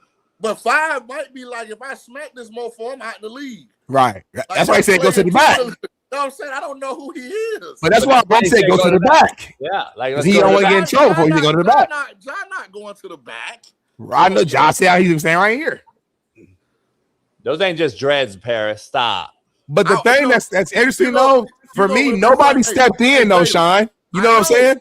Right. So that lets you know that this is just some surface that got no chance of going any deeper than this. And I think a lot of it got to do, I don't know who 5 is. Because look at Buddy right there, the coach or whatever. He has no concern over this. He just standing there like, ain't no my dad. Right. Even if John. This ain't no regular dread. Shut the fuck up in the chat. You shut the fuck up. Most of you motherfuckers must not understand it then. That's just real clear what it is. This ain't just dreads. You guys are fucking out of your goddamn mind. Secondly, who is filming this? Because it's like a bunch of different angles. And there's a guy talking on the film at one point, Smitty, right? Yeah, I feel like this is the Grizzlies, like putting the information together. Like so Draymond, socking what's the name from Well, somebody got paid by like TMZ, and then now they'll never work again. So hopefully that payment was worth it. But these motherfuckers will get a big old check, $50,000 or whatever, and just leak a video. Maybe this is Memphis getting ready to try and fire Ja Morant with cause. and get off the hook for having to pay all that bread. Well, this I know one thing. this wouldn't I do would it, though. have loved to see what would have happened when he stuck his finger in Buddy's face, and Buddy would have hit him with that open hand. Like, hold on, keep playing it, Bailey. Cause it's hard to go swing on the superstar when he just doing that with his hands. But it's one point where he put his finger in Buddy's face, right there. Yeah. Oh, I didn't see that one. If he'd have open hand smacked him right there, I'd have loved to see what happened. Number 5 should have at least did one of these though, like his hand, at least bare minimum. He'll put the finger in my face. That lets me know 5 don't look like he in a position to be able to stand on business. Because I be telling JB, I'm like, get your hand on my face, homie. Smitty, before the show started, can you address the chat and let these dumb fucking ignorant idiots know? Who did I say called me and said they were shocked at the haircut? It was like a real. I mean, I don't want to say his name, but like a real, like a gangster, like a former, like a member. Okay, so like he's the one that brought it up to me. That's why I reiterated it. So shut the fuck up. Holy shit. And it's not just that they're dreads. Obviously, he pointed out some other things that were fucking. It's not just braids. Not just fucking braids, by the way. Like, you aren't from the fucking, I guess, understand the difference between trying to be something that you're not and something that you are. That's what he's trying to do. He's portraying something he's not. Let's just be real. Stop it. Let's be real. He is not that guy. He's a fake fucking good boy, homie. Stop it. You motherfuckers are out of your mind if you really think this motherfucker is that guy. Why didn't he go back? Why didn't he go back there? He had all opportunity. Nothing but space. That soft shit, homie. He didn't want to scrap with that dude. He wanted the safe haven, Shaun. He wanted to be by everybody so they could break it up. Let's just keep it real. He wanted to be in the safe haven of his teammates and everybody watching it. I feel like it's a bigger question. It's way bigger than what we're saying. I don't want to be too like extreme on how I comment because I don't got no context behind what they're even arguing about. But I do know that there's a big disparity as far as leverage on the outcome based on Morant versus 5. Like if this was Darren Jackson or somebody that I recognize on the Grizzlies, I don't even know who 5 is. No doubt. But here's the issue I have though. Like, the fall from grace is the problem. The money he's made, him and Zion, I don't know who's a bigger disappointment. I'll just say disappointment. Oh, Ja by far. He gotta be Ja. I mean, Zion he's just not moving smart when it comes to fucking bitches. But like Ja is actually doing stupid stuff. But Zion never had gotten to the level Zion what? Was that as a player. So like Zion came in the league with big expectations and big potential, but he's never stayed healthy long enough as an NBA player to get Ja. You got to remember, Ja had played him with himself into becoming like the new face of the league before he went goddamn full like battle rapper like in the car with his homies and derailed the whole goddamn marketing plan. But he's the face of the league, we thought, right? We probably would think one of those two were. Shit. Like, now we're talking about this guy being traded. They're trying to get rid of that motherfucker right now in Memphis. Zion did that on somebody last night. It was pretty impressive. Hey, that number 5 cat is Vince Williams Jr., by the way. Is who? Vince Williams Jr. He's a role player. Bitch. He averages about 8 points a game, 5 assists, 5 rebounds. So a really good role player, guard. Right. So he can't go smack the superstar. Not at this point in his career. Nah. Yeah. Anyway, I got to get out of here, man. I got to go get colonoscopy. This hoop shoved up my ass. Yeah, so, I got to go get stuff together for Whitlock. All right, cool. See y'all, man. All right, then, Shaun. All right, then, Shaun. I'll see you, Shaun. Good luck with the tube up your ass. We're getting Friday tomorrow. Have fun on Whitlock, Shaun. Thanks, JB, for getting you on there. And I'll talk to you guys later, JB. Everybody thank me for the new shows. I'll all right, then, JB. What? I said, all right, then, homie. Go. They got to knock me out, though? I mean, either they knock you out, put you to sleep, or you stay up and feel every single thing that's happening. I don't know. Why you say it like that? I mean, that's good. That's the feeling. Like, I don't know. Like, me personally, I might not ever get one. I know. I thought about it, but I've been contemplating. I'm about to be 50, and you gotta like. Yeah, you should. Yeah, you need one because you might. I might have all kind of. I probably got all kind of shit going on. Literally shit. So that means you've been fasting, right? Because you can't eat. I know that for a fact.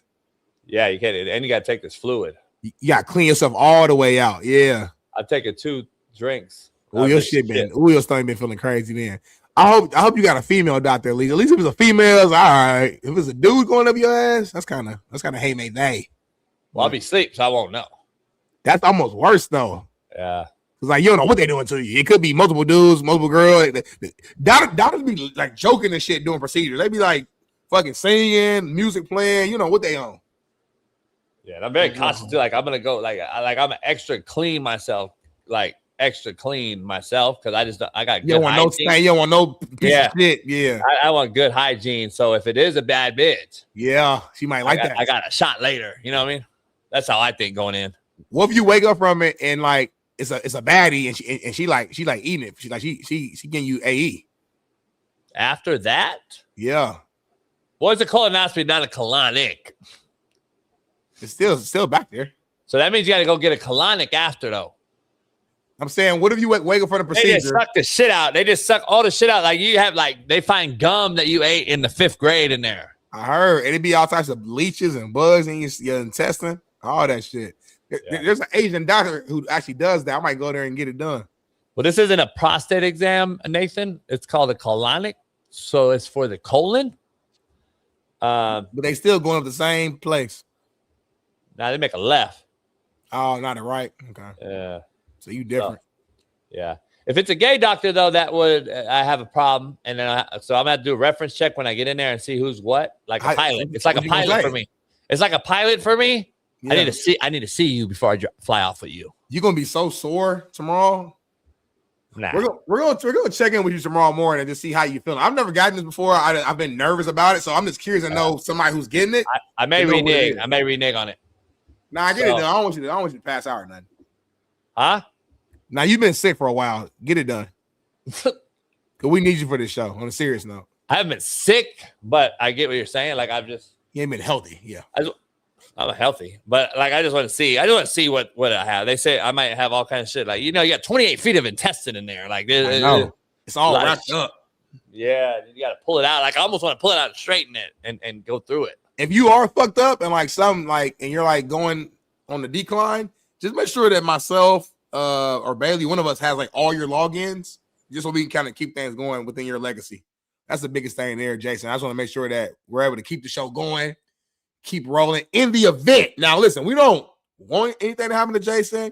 We're not asking for it. We're not wishing it. That's our guy. That's our brother. That's the leader of this show, leader of the pack. But in the event that something was to occur, myself and Bailey and Paris, we're going to keep the train rolling. And I'll have to, what are you doing? What's he doing? Okay, he's trying to get his camera off. Betty, calm on guard. We're gonna keep the train rolling. I might bring in Shaun King. I might bring in Steve Kim. I might bring in somebody in order to keep the show rolling. So T's and P's for JB, man. We'll get a firsthand, information and knowledge from him on how this situation goes, and we'll go from there. Monique, she said Smitty is still mad at me. LOL. I'm not mad at you, Mo, but I expected more from you. You lied to it. You said you're going to pull up. You said you was going to be here. You said you was going to do X, Y, and Z, and you never pulled up. And we planned to meet you there. So it's more of being like a disappointment. And disappointment is worse than being angry. So I'm starting to get over it. Give me about a week, Mo, and you'll be back, in my good graces. You are still here in the chat, which is great, and I'll take that. But I am pretty pissed off. Bailey, go ahead and throw a link in the chat. I'm going to talk to a couple members before I bounce. We might bounce a little early today, but I want to give the members a chance to jump in, ask me a question, talk shit, and then we'll do that, and we'll close out that way. So drop the link. Anybody want to jump in, say something to me, ask me a question before we jump and go, this will be your chance to do it, man. The link is in the comments. Talk to me, and I will talk back. Mo, it's all right. We'll get over it. Jane said, Smitty always mad at me, though. Don't worry. I don't be mad at you, Jane. We actually been on good terms lately. I don't mind. See, the problem with the chat, y'all think I don't like to disagree. Like, I like to disagree. I think it brings good conversations. I think it leads to just educating each other on different perspectives. My thing is this. A lot of y'all in the chat, if y'all look yourself in the mirror, y'all are infatuated with Coach JB to the point to where no matter what he says, he could be clearly wrong. He can go out here and say the sky is fucking red when it's clearly blue. Y'all gonna be like, yup, JB preaching, homie. Smitty, what are you talking about? He's so stupid. He's dumb. You fucking young. It's like, homie, it's okay to be a fan of somebody and still be a realist. It's okay to be honest, be real, and go that route. That's my whole thing, homie. So the link is in the comments. Hit the link. You got 30 seconds before I change my mind. If nobody clicks the link, we're going to end the show early. I got to go drop the kids off at school. I got a meeting coming up, and I got to hit the gym. I got a lot of shit going on this morning. So you got 27 seconds. If y'all don't hit the link, then you won't talk to Big Smitty. Hit that like button. You hit the like button yet. We got 700 likes right now in the for the show. Should have 1,000. Jay Smooth, Vince, yeah, that was Vince Williams. So a lot of y'all be watching the show late, huh? Because I know I'll be reading the comments throughout the show, and it'll be like 8 o'clock, and you guys are commenting on something that happened at 6:30.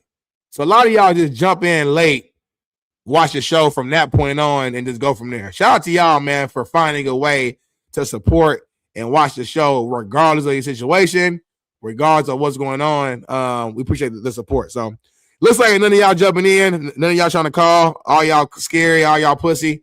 So that's cool. Oh, hold on. Spoke too fast, spoke too quick. Oh my God. JB left too early. We got a special guest, and this is this Miss April? You betcha, sir. I am real. You're a real person. April, how are you? I'm wonderful. How are you guys? I'm doing amazing. Are you a new member? Are you a new, like, I've never seen you before. I've never seen your name before. I have been a fan for years, y'all. I really have. Have you? Okay, let me ask you this. Is this your first time really being active in the comments, or is this the first time that we've seen your comments? You guys have seen my comments in the past. Yeah. Interesting. Yeah. Let us know, where are you watching the show from? Wisconsin. You're in Wisconsin. Okay, so you're a Packers fan. I am a Packers fan, yes. How disappointed were you when Caleb Williams beat y'all and showed his nails off after the win? Like, did that hurt you, or how did you feel? A little bit. Yeah. Okay. We turned the TV off. I was pissed. When you say we, is that a husband? So I'm widowed, and I've met someone new. Sorry about your loss. Congratulations on someone new. I was curious because you say you've been a fan for years.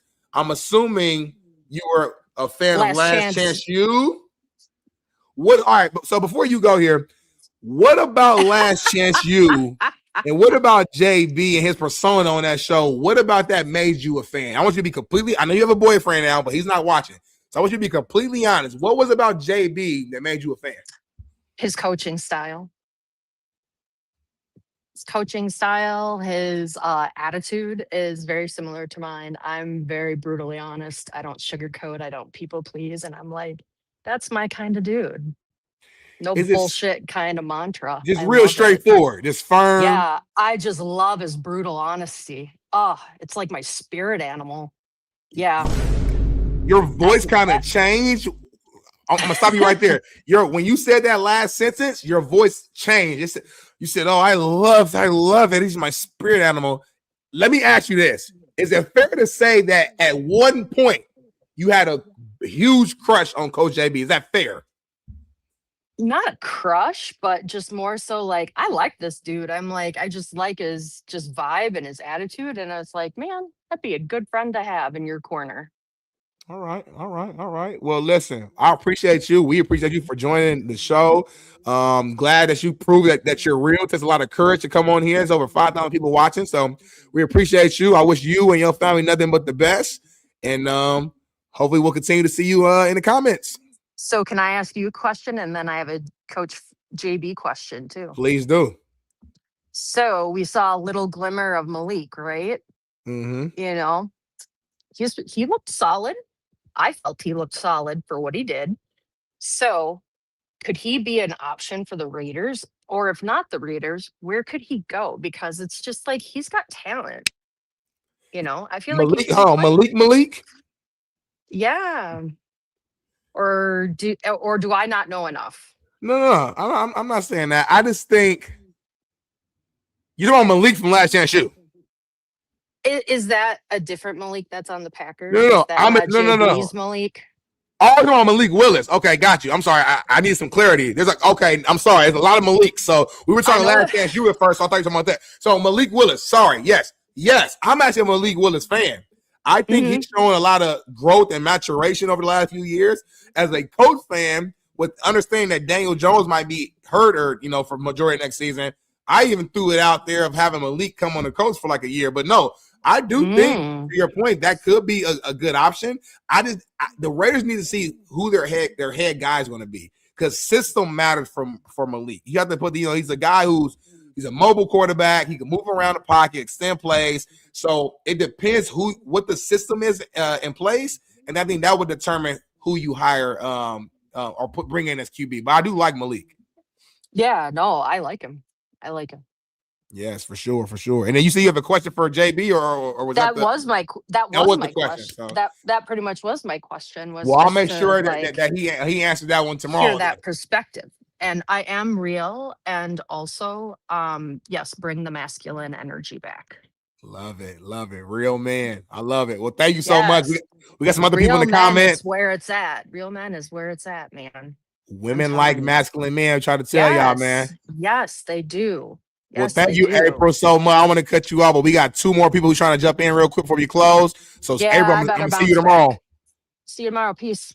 All right, homie. Hey, April kind of like one of the guys. She's like one of the homies. You know what I'm saying? So, shout out to April. Shout out to Mike Bunny for the 100.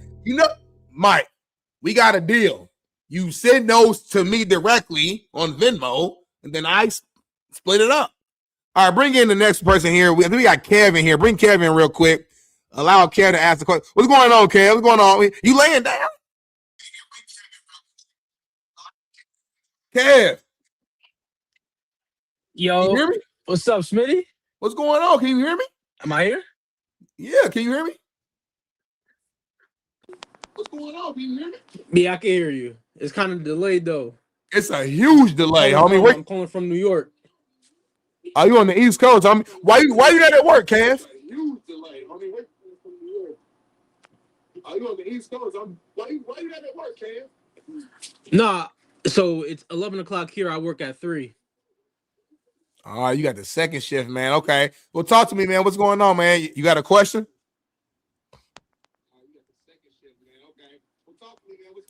No, so pretty much like I just appreciate the show. I had a lot of coaches like Coach JB in high school.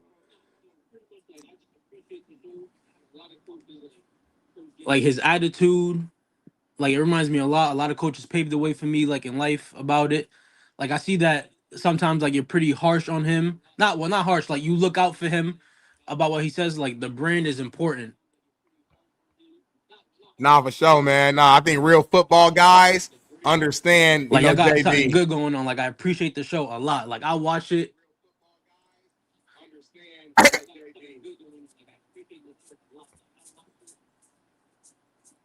Yeah, I wake up at 9 in the morning. I watch the show. I will get out of work at like 4. I wake up at 9, work out, watch the show, hear it, tell all my friends about it. The takes are on point. You're on point with your takes. The bets, I won a couple dollars with you guys. It's on point. Like the whole show is on point. I appreciate Coach JB. I appreciate you. Like people talk a lot about this show, talking about that you're soft and everything, but they don't understand that it's a real show. So like there's a lot of debates going on. So y'all not always gonna be on the same page. Like they don't understand that because not a lot of people play football. I stopped playing in high school. I could have went to Penn State, but I stopped. A couple injuries, and I just want to stay home, make my money. Could have went to Penn State, but you stopped. The show is on point with the takes. It couldn't be any better. No better. Well, we appreciate your support, man. Thanks for keep watching the show. It's a huge delay, so I do gotta let you go because the people in the comments are pissed off. But I appreciate you, Kev, so much. Keep watching the show. Keep doing your thing. Be safe on your way to work, my guy. Put your Timbs on. I know you're on the East Coast, and I'm gonna catch up with you in the future, my guy. Be safe on your way to work, my guy. All right, man. Hey, last but not least, man, one of the lone supporters of this show, and I know this. He better not be wearing anything from a team that's not currently in the playoffs, man. Bring this guy in. Last person in. Eddie. Yo, what up, man? What up, man? Hey, Eddie, man. I ain't seen you in like a year, homie. What's going on? Yeah, nigga been working. Got fired on Christmas. Got rehired back. And so it's been crazy, man. Oh, time out, homie. Eddie, slow down. You going too fast. You got fired on Christmas Day. Yeah, I got drunk. Rehired back. Yeah, I got drunk on Christmas and went to work. And I was working an overnight shift. And then I got fired a couple days later. Got hired again. So I'm just not doing this job right now. So, man. I see you got your work shirt on, but you're at home. Yeah, I'm home. I'm just not getting off. I did the overnight shift, so I'm just trying to get right, man. I'm on 90-day probation, but I'm gonna try to. Last year I wasn't able to come. I'm gonna try to come to JB Super Bowl party, man. I'm gonna try to slide, bro. Or if y'all going to Legends again this week, I'm gonna try to slide. Why didn't you put up the Legends last week, Eddie? Yeah, because it's over. Yeah, man. 12 o'clock. My bad, bro. I'm gonna try to pull up. It was 4 to 5 though. You had the whole time to pull up. Yeah, man. I was tired working the overnight shift, man. This shit is draining, bro. But I'm gonna try to. If y'all there on Sunday, I'm gonna try to slide, man, with my Cowboy shit on. It was Eagles fans all in there. You could have pulled up with your Cowboys, so it would have been real beef on site. Some people say you was a little scared, Eddie, and you didn't pull up. Nah, it's all good, man. I fuck with the show, man, and everything, man. Support Coach JB. He like a coach, man. I respect all y'all, man. I love the show, man. He's like 100%. A coach, or he was a coach. He like a coach. I probably would have played for him back in like 2010, 2011. But I probably would have been like a special teams guy and shit, locker room guy, scout team guy, average, pour the water, just locker room guy. That makes sense. No, I appreciate your honesty though. A lot of people can't just be honest. Yeah, I keep it real, you know what I'm saying? He got them 5-star recruits, NFL players. So, I keep it real. You know what I'm saying? Before you go, Eddie, are you married? Nah, I ain't married. Is there any woman because you watch the show every single day, so we appreciate that. Is there any woman in our chat that you would like to holler at before you go? I know there's a lot of women in here. You watch the show daily. Is there anybody who stands out who you've wanted to talk to but haven't had the opportunity to do so? Here's your opportunity before we let you go. Shit, old girl from Texas, I forgot her name, and then Jada Benz. What's up with her?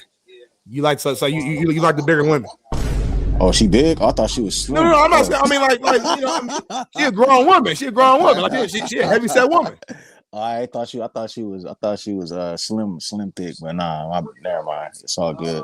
Nothing wrong with that. I'm saying she's heavy set. Like she got big old. Like she. So all right. So you like them thick or you like them just real skinny and little? Nah, thick, more cushion for the pushing. Okay, so that's Jada Benz for you then. That's what I'm saying. That's Jada Benz. It's getting, it's kind of cold. It's a little warm right now. I'm in LA, so you already know.